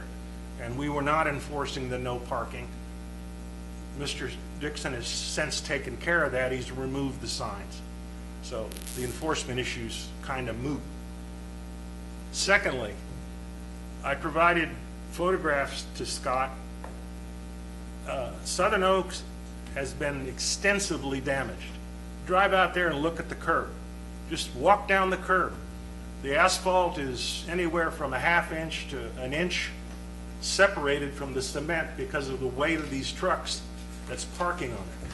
It's compressing the asphalt, pulling it away from the curb, and now water is going to go down in those holes. It's going to freeze in the winter, and we're going to end up with having to do a lot of work on the street. So I'm very pleased with what the city has done. I want to compliment the staff and the PNC. They took quick action. I think they've already acted, and probably at our next meeting we're going to get to vote on a change to the ordinances that should correct this problem. But it's kind of a moot point now. So where things stand right now, March 21st is when our P&Z meeting will happen. We had, we first presented the item to the P&Z last month to see if they wanted the staff to prepare an ordinance and make changes. They said yes. One of the things we were looking for, this is kind of I'm trying to think of a good analogy, but we're just pushing these trucks from one place to another. And when we changed Tendre to a no parking by ordinance, one of the things that staff recommended at that time to I don't remember if it was council or P&Z or both, but was looking at maybe other streets, and the decision at the time was no, we'll just do it for Tendre. And sure enough, the trucks moved from Tendre to Southern Oak. So one of the things that P&Z asked staff to do is to prepare an ordinance and look at a map and kind of recommend other streets in the area that might also be included in that ordinance as no parking areas, and kind of look at the issue of commercial parking holistically. So that's what's going to be done at the March 21st meeting. I don't know if they will be ready to adopt that ordinance or recommend its adoption in its final form at that meeting. If they are, then we'll carry, if they say, great job, this is perfect, we don't want to make any more changes, or with these few changes, we can recommend it to council, then we'll bring it forward on the 26th. So that is our intent, that at your next meeting you'd be able to do it, but we'll see what P&Z does with it and whether they're comfortable making a recommendation to council on the 21st. But to clarify, Councilman Dyer stated this, those signs were not our signs. They were not permissible. There was no ordinance in place. They cited an ordinance number. It was not right. It was just, I think, the developer taking matters into their own hands to try and prevent that parking, and good on them for that creative ingenuity, but it created some real concern for us, because from a staff point, we're being told, hey, why aren't you enforcing that? Well, because they aren't legitimate signs. So we took them down. They will be returned to the developer if and when we actually take action to make that a no parking area. Do we know if those are overnight parking there? Is that rest stop for them? There is one truck that I've seen there that's there kind of habitually, and I don't know what the story is. I want to knock on the cab and see if he's in there, because he's there all the time. Sunday mornings, there's frequently 6 or 7, sometimes 8 trucks. Well, I think the reason that we are concerned with this overall is because of the cost to the citizens of the trucks that are parking there. If they're going there for commercial uses, if they're going there for Walmart, they should park in Walmart, or they should drive on. And and there's been Walmart trucks parking there too. yeah, I saw that the Walmart truck was there, but I think that If they're standing there before delivery, that's going to be hard to overcome. It's not really parking, but if they're there overnight, that's a whole different matter. so. I think across the board, I think that we should look at, and this is not, there's no decision to be made here. This is not for action, but I think that it's talking through some of the considerations so that planning and zoning understands what we're looking at and making sure that we're getting aligned with them. Oh, it's my turn. Okay. So I think that maybe one of the things that we should look at is the prohibition or even the permitting. If somebody needs, I think through all of the potential cascading effects of decisions.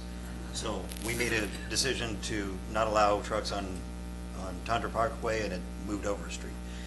Then if we do a sweeping change and don't allow trucks at all, then people that are bringing in moving trucks would have issues. So it's trying to figure out what that balance is. And I think that the main considerations are not allowing commercial vehicles, over the road trucks to park on the streets, especially not to leave unattended trailers, because you don't know how much those weigh. They could be 45,000 pounds. So it is trying to keep them from parking and damaging our roads, and having them find a more appropriate place to do. And that should be probably across the board on all of our roads, because our roads are not set up to handle something like that. But then allowing the mechanism for people that do have that need for their house, for their residence, for their business, to have a temporary stay to accommodate that. Am I off on that? Councilman King, you had more? Yeah, if you read the ordinance, it says, no commercial parking in residential neighborhood, black and white. So we're assuming that street's not a residential. It's not, we're not making an assumption, it is Right. not a residential road. And then the next thing, part of the ordinance, is it calls out streets where there's no parking. And so this is just like we did with Tundra Lane, this is, if that's where we are, that's where it is. Because in that neighborhood, this is the only commercial in that neighborhood. The There's big- two, there'd be that roadway and then the entrance, Victory Lane, whatever it's called, the Alsatian Oaks Parkway. Alsatian Oaks Boulevard. Yeah, that boulevard would be And that's- considered commercial. There's no parking on that. I mean, it's a Right. boulevard. Right. So I think that if we just look at no commercial parking on the streets, overnight commercial parking. So that's what, it's generating questions. We're talking about tractor trailers, we're not talking about people's food trucks, or are we? Because a lot of people are like, oh, wait, what about my food truck? What kind of truck are we looking at? Are we looking at But are they parking on the street or off the street? sometimes they park off the street. Which food truck you got? I just want to be clear, There's y'all, this is going to misinformation go to out P&Z. there. Yeah, Like- but I think that it's important that we align, because so often what I heard in the past was P&Z didn't know what council was looking for, council didn't know what P&Z was looking for, so we're having a discussion about this. I think it's fully appropriate. Okay. Well, there's misinformation out there about what kind of truck, because I guess there's a food truck that goes to Houston Square and conducts business. There, people are referencing, well, is that one of the trucks that cannot be parked there? It's, that kind of clarification would be, to make sure. Chief? Essentially, when they did that on Tondre, when I was asked, so what you're going to do is you're going to displace them. That's exactly what you're going to do, and that's exactly what happened. We probably need to enforce it more, but I think what you look at is you define that commercial vehicle, height, weight, length, unloading, loading. It can only be there for unloading. Like if you're going to get you're going to buy a new lawnmower and they've got a big commercial truck. Well, they can come up and park it in front of your house while they're unloading it, but then it has to leave. A lot of the streets here, I don't think can actually sustain an 18-wheeler or a large truck. But I think what happens, if you don't include all those streets, you're just going to keep displacing this thing and kicking the can down the road.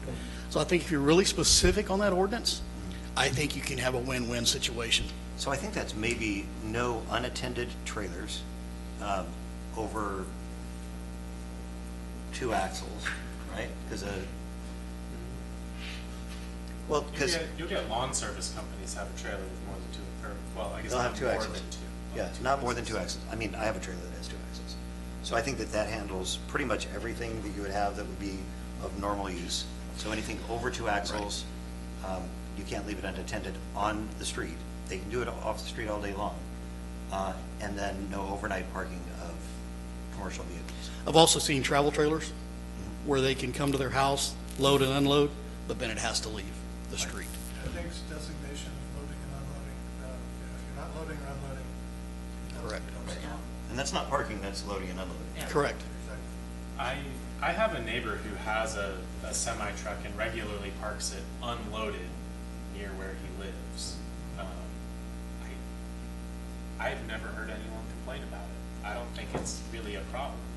And doing a citywide blanket ban is going to cause him a lot of hardship. And like And not doing it. over there by Walmart is causing problems, and I think we should try to take care of where things are problems, not just But every time you- impose a rule where it doesn't make sense. But if you move it from there, then the next logical place for them to come west would be Country Lane. So when they start parking on Country Lane and we revisit this, that is that a problem? There are all kinds of places where people can park. There's a place just east of town where they can park. And I know that it creates hardships, and it's tough trying to weigh, I mean, I hate doing things that impact people that I know, that I love, that I care about, or my neighbors. I don't like it when they do that to me, but I am typically very understanding about the bigger picture. But I don't disagree at all that we need to take a look at, what people are doing here, but finding out how to keep others from abusing them. Perhaps we could let trucks without trailers park. Because if you say no unattended trailers, and you say you can park a truck without a trailer, and the only way you're gonna get that is that it's someone who actually lives here, parking their truck near where they live. That's an idea. I have one in my district. He parks his tractor in his yard all the time. That's off Doesn't street. bother anybody. Yeah. It's in his yard. It's not hurting anything. Doesn't really bother anybody that I'm aware of. I think there's a few of them, but they're not parking on the streets. They're not. The biggest thing I think is damage to the streets. The cost to the resident, everybody for these streets getting damaged. And honestly, it's safety as well. When you start getting a mass, you start getting a collection of those like they are over by Walmart, I think it's a problem. So what I've heard is looking for, and this is just, again, general, that we can bring back to P&Z to say, I think some of the considerations are looking out for, we know that there are some people that park their own trucks without trailers. I think that parking trailers without trucks over 2 axles is an issue, and parking them overnight is an issue. Also, I think Is there anything else? you're kind of blending the old with the new. Yeah. I can assure you that if you've got an 18-wheeler, just the tractor itself, goes parks it in the front yard at Alsatian Oaks, we're going to get phone calls. Seriously, I mean, that's just the nature of the beast. And you got They're gonna what? as far as if a tractor trailer, just no trailer, pulled up into the yard of someone in Alsatian Oaks and parked it in their front yard, That's what their HOA is. they would have a stroke, and they would be calling us. And I'm not saying it's just a blend of the old and the new. You know, I'm not against anybody. I know it's hard to find a place to park, but at the same time, this is what one of the pitfalls may be if you don't do a blanket type of thing. You know, And I think that is handled through the homeowners association. right? Really, because, well, again, right now, ordinance says no commercial vehicles in residential neighborhoods. That's what's on the books now. So these tractor trailers, cabs, or trailers, or whatever, they can't be in a residential neighborhood, old neighborhoods, new neighborhoods. People in River Bluff, are they gonna be happy if some big old thing is parked on the street? I don't think so. So I think there is some deep consideration that needs to be thought about here. And I understand why the developer put up signs, because he's trying to sell homes, and people have to run this gauntlet of these massive trucks to get into supposedly a residential neighborhood. You do see in cities with commercial areas, warehouses, and stuff like that, you'll see where people will park commercial trucks in there. But our ordinance is pretty in-depth. It talks about, you can have a truck in there if they're loading, unloading. One of the largest damage to streets is concrete trucks. Concrete trucks are the heaviest things that hit our streets. And fortunately, there's few and far between. But our ordinance also says, for instance, you can't run a dump truck down Mexico Street to get out to Flat Rocks, because the ordinance says you can't run commercial vehicles through the neighborhoods unless it's a destination. So we have a lot of this stuff in our books already. And we did get complaints on that too. Yeah. We had to talk to the trucks. Right, because that's what I knew, because I asked you, and then you told me. So yes, so a lot of this stuff is in there already, and, but I think we need to be a little careful how we go down the road. That's what For the next 4 years, to the east of the river, we're going to have lots of empty streets that are going to be look very good for truck drivers to park on. So whatever P&Z brings us, they ought to give that some thought and put some language into the ordinances that give us a little flexibility. I mean, this black and white, it's commercial, it's residential, that ain't going to cut it. We need to have a little more ability to go and ask truckers not to park on access roads that go into these they're going to be empty for 2 or 3 years. and it's gonna look real nice for parking. So I'd like to see P&Z get ahead of it.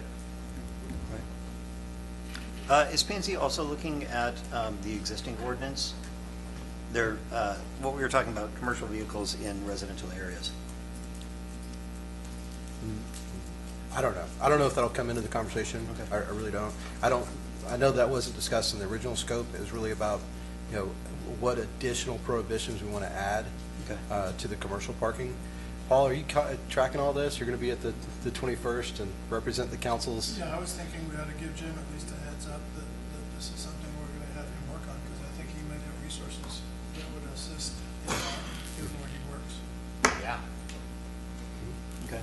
I know he's aware of the topic. I mean, it came to him already, but, okay. And do we have, are we able, or should we have somebody from PD join the meeting as well? I think that your input has been crucial here. At the P&Z meeting? Yeah. Maybe, I mean, again, they're a recommending body, so they're gonna draft an ordinance. It gives them more insight. Yeah, sure. Sure. Yeah.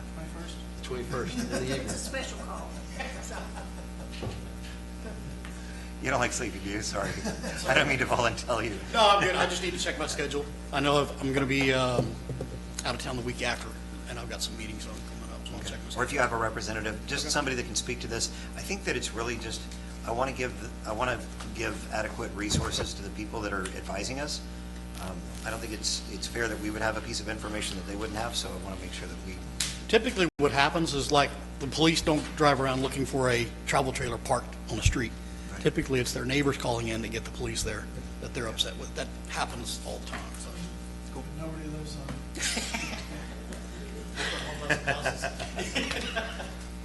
okay. So for everybody's benefit, if you want to call in to, no, I'm kidding. Everybody just call in every night. There's a truck parked over by the. All right, thank you. That's good discussion. Next item is executive session. Pursuant to the Texas Government Code Section 551.0711 and 551.0712, consultation with attorney on a matter in which the duty of attorney to the governmental body under the Texas disciplinary rules of professional conduct of the State Bar of Texas clearly conflicts with this chapter. New legislation, Senate Bill 2038, regarding release of an area from municipal extraterritorial jurisdiction by petition. Number 2, Texas Government Code Section 551.071, entitled Personnel Matters, to deliberate the employment, annual evaluation, duties of a public officer or employee. And we have the city administrator, the police chief, and the city secretary. We're going to go into executive session at 7:06. 7:06.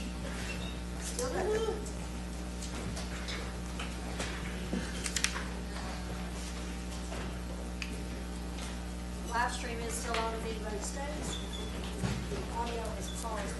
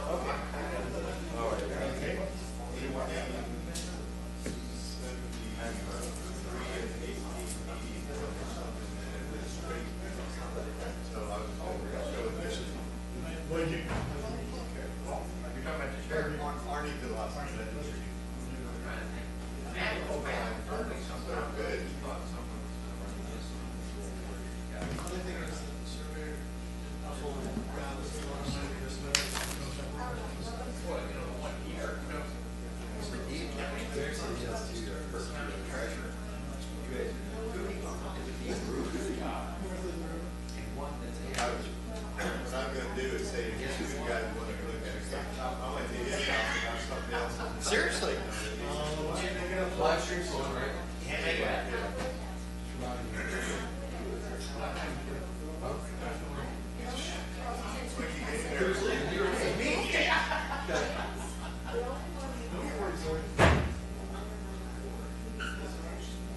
Remind the mayor that semi-trailers all have two axles, so if it's beyond two axles, it would only be the extender equalizer each of the trains.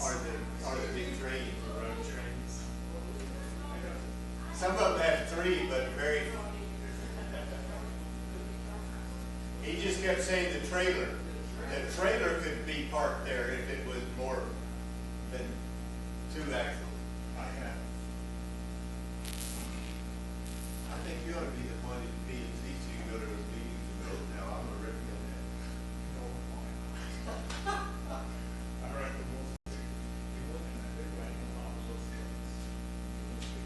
On that street, and they park the wrong way. Well, they, in my opinion, they haven't talked about that much.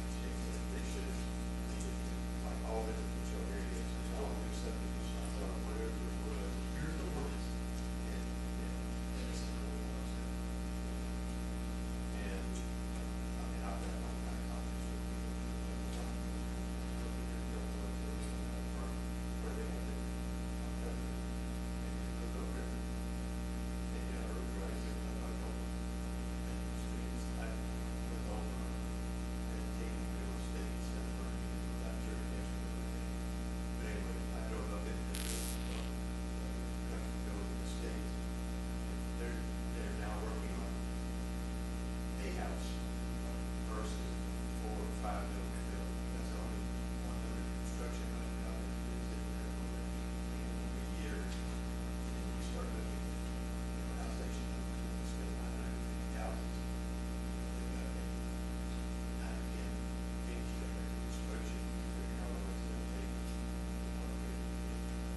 Supply line.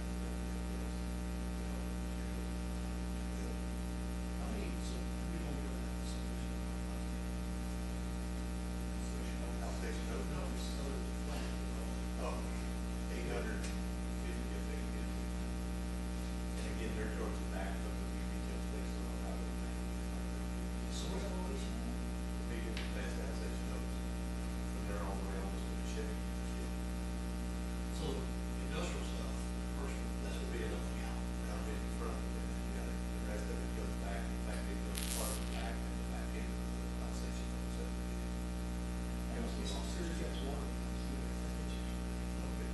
There's a couple of times, I moved here in June 7th, 3 weeks later,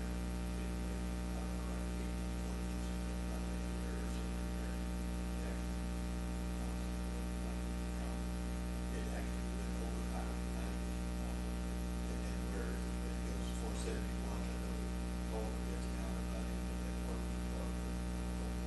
Get off the rush, so 471. Both of my brothers and their wives were here, we come on over, and they did some shopping, and just wanted to see what was going on. We got over there in one of the stores, maybe one o'clock or something like that. And one of the ladies in the store, she wanted to say, where y'all from? I said, "Oh, we're going to Canterbury." So we just got the murder. If you want to get back to Canterbury. How you doing tonight? Good. You better get back because it's forecast that the bridge on Hondo Creek between here and Dudley is going to be underwater. But it was, 25 feet. But right, space when we came over, we left right away. And all the fields on that side of the creek, and where that little one we parked was, so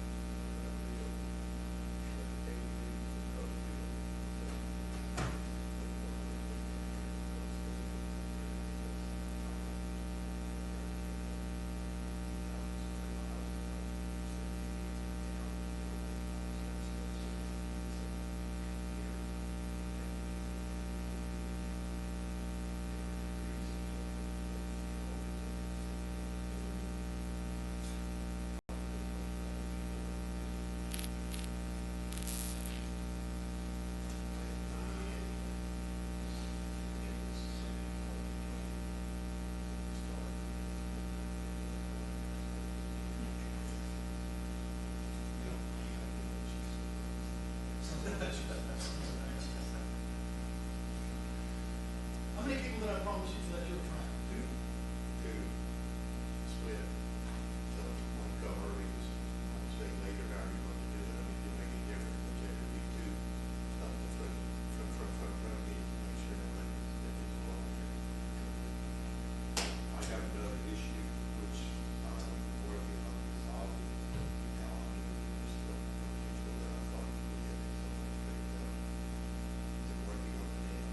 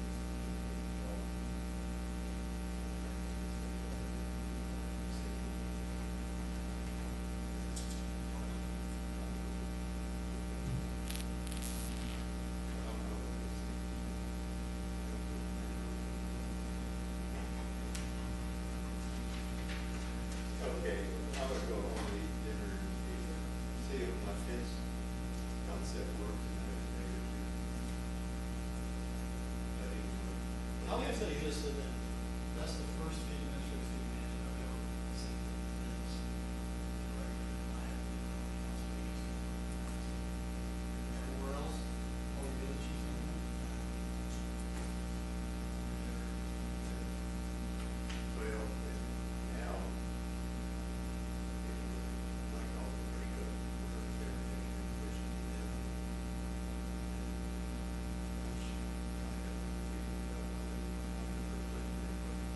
Now that it's all back out. We're doing all the work we can. It was, yeah, we show forward to that. The people that are working, so.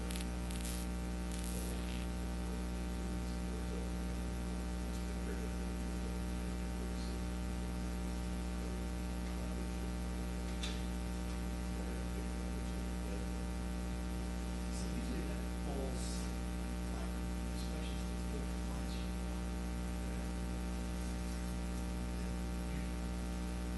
That's where we got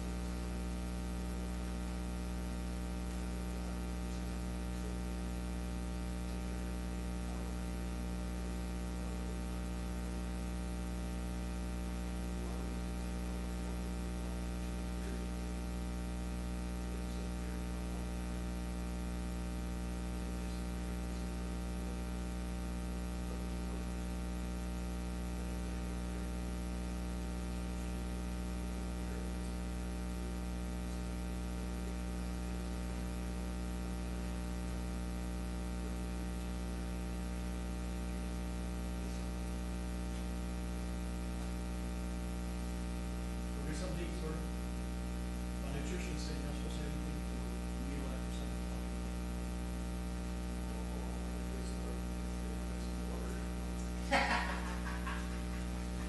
See you, sir. You gotta be careful working and or going over, you know, the friendship, how you else, maybe you stay periodically.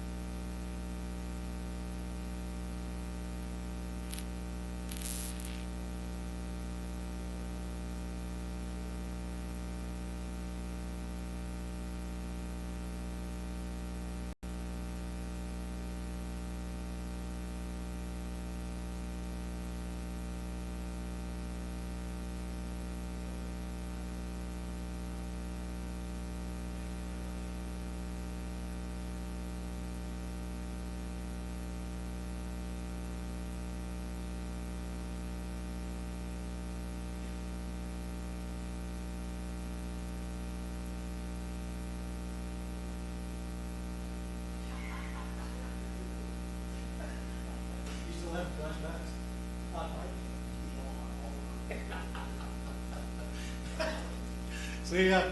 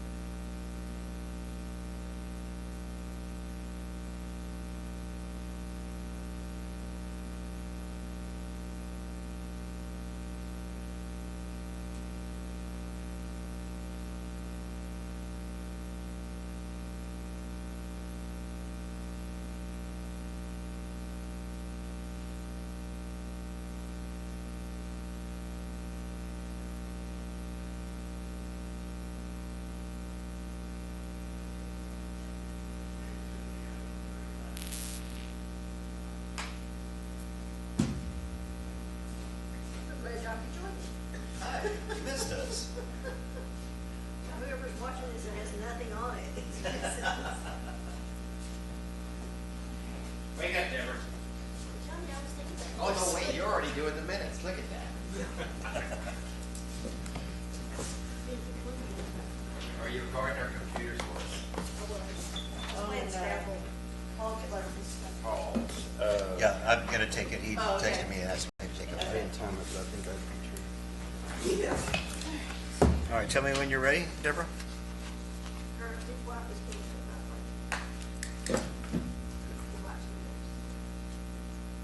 Is she okay? All right, we're returning from executive session at 10:25. Let the record reflect that Councilman Carey had to leave during executive session.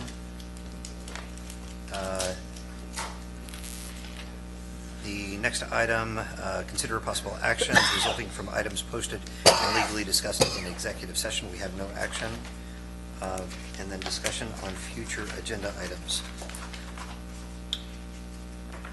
I know that this is the opportunity for y'all to talk about stuff, but just real quick, there's a couple items that I want to put on for discussion.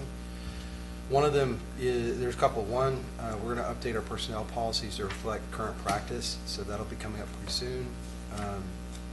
You also had already kind of verbally said it was okay for us to take the interest off of our funds that we have in the general fund that aren't earmarked and we can actually earn interest on, and put those towards City Hall. But I think it'd be prudent, given that we just gone through the audit, to actually earmark those funds. So that's going to happen by resolution.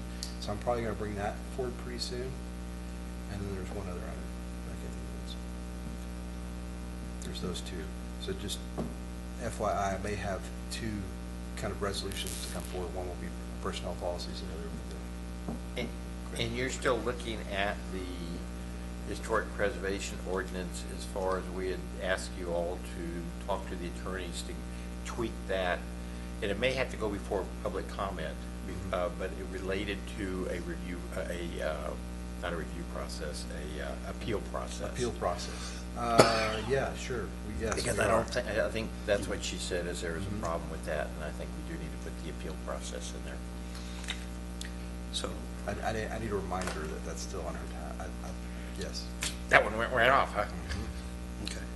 Well, I think that that's something that we should put, if unless we can set a date for a date. Well, I guess the first thing is find out, do we have to have a citizen's comment on that one change? But the last I remember is when we were all sitting together a month ago, and Cynthia was here. Cynthia? And, but you had kind of directed her to look at that, and she was supposed to get back to you on that one little item. I know she's looked into it, and I know we spoke about it, but I need to find out what action needs to be taken, and then we need to get that on an agenda. Because she said that was kind of, at least my recollection is she was saying that's the most critical thing in that ordinance right now. You're right. Okay. And the airport zoning maps are done, so that'll probably be coming back for discussion with us. We also have a public meeting that y'all asked to hold about the drainage, and so I'm working on scheduling that. And I think the mayor, at the last council meeting, y'all talked about having a different public meeting to address Planning. Planning, development, development agreements, what's happening. kind of just educating the public about Educating, yeah. growth and how we're managing growth.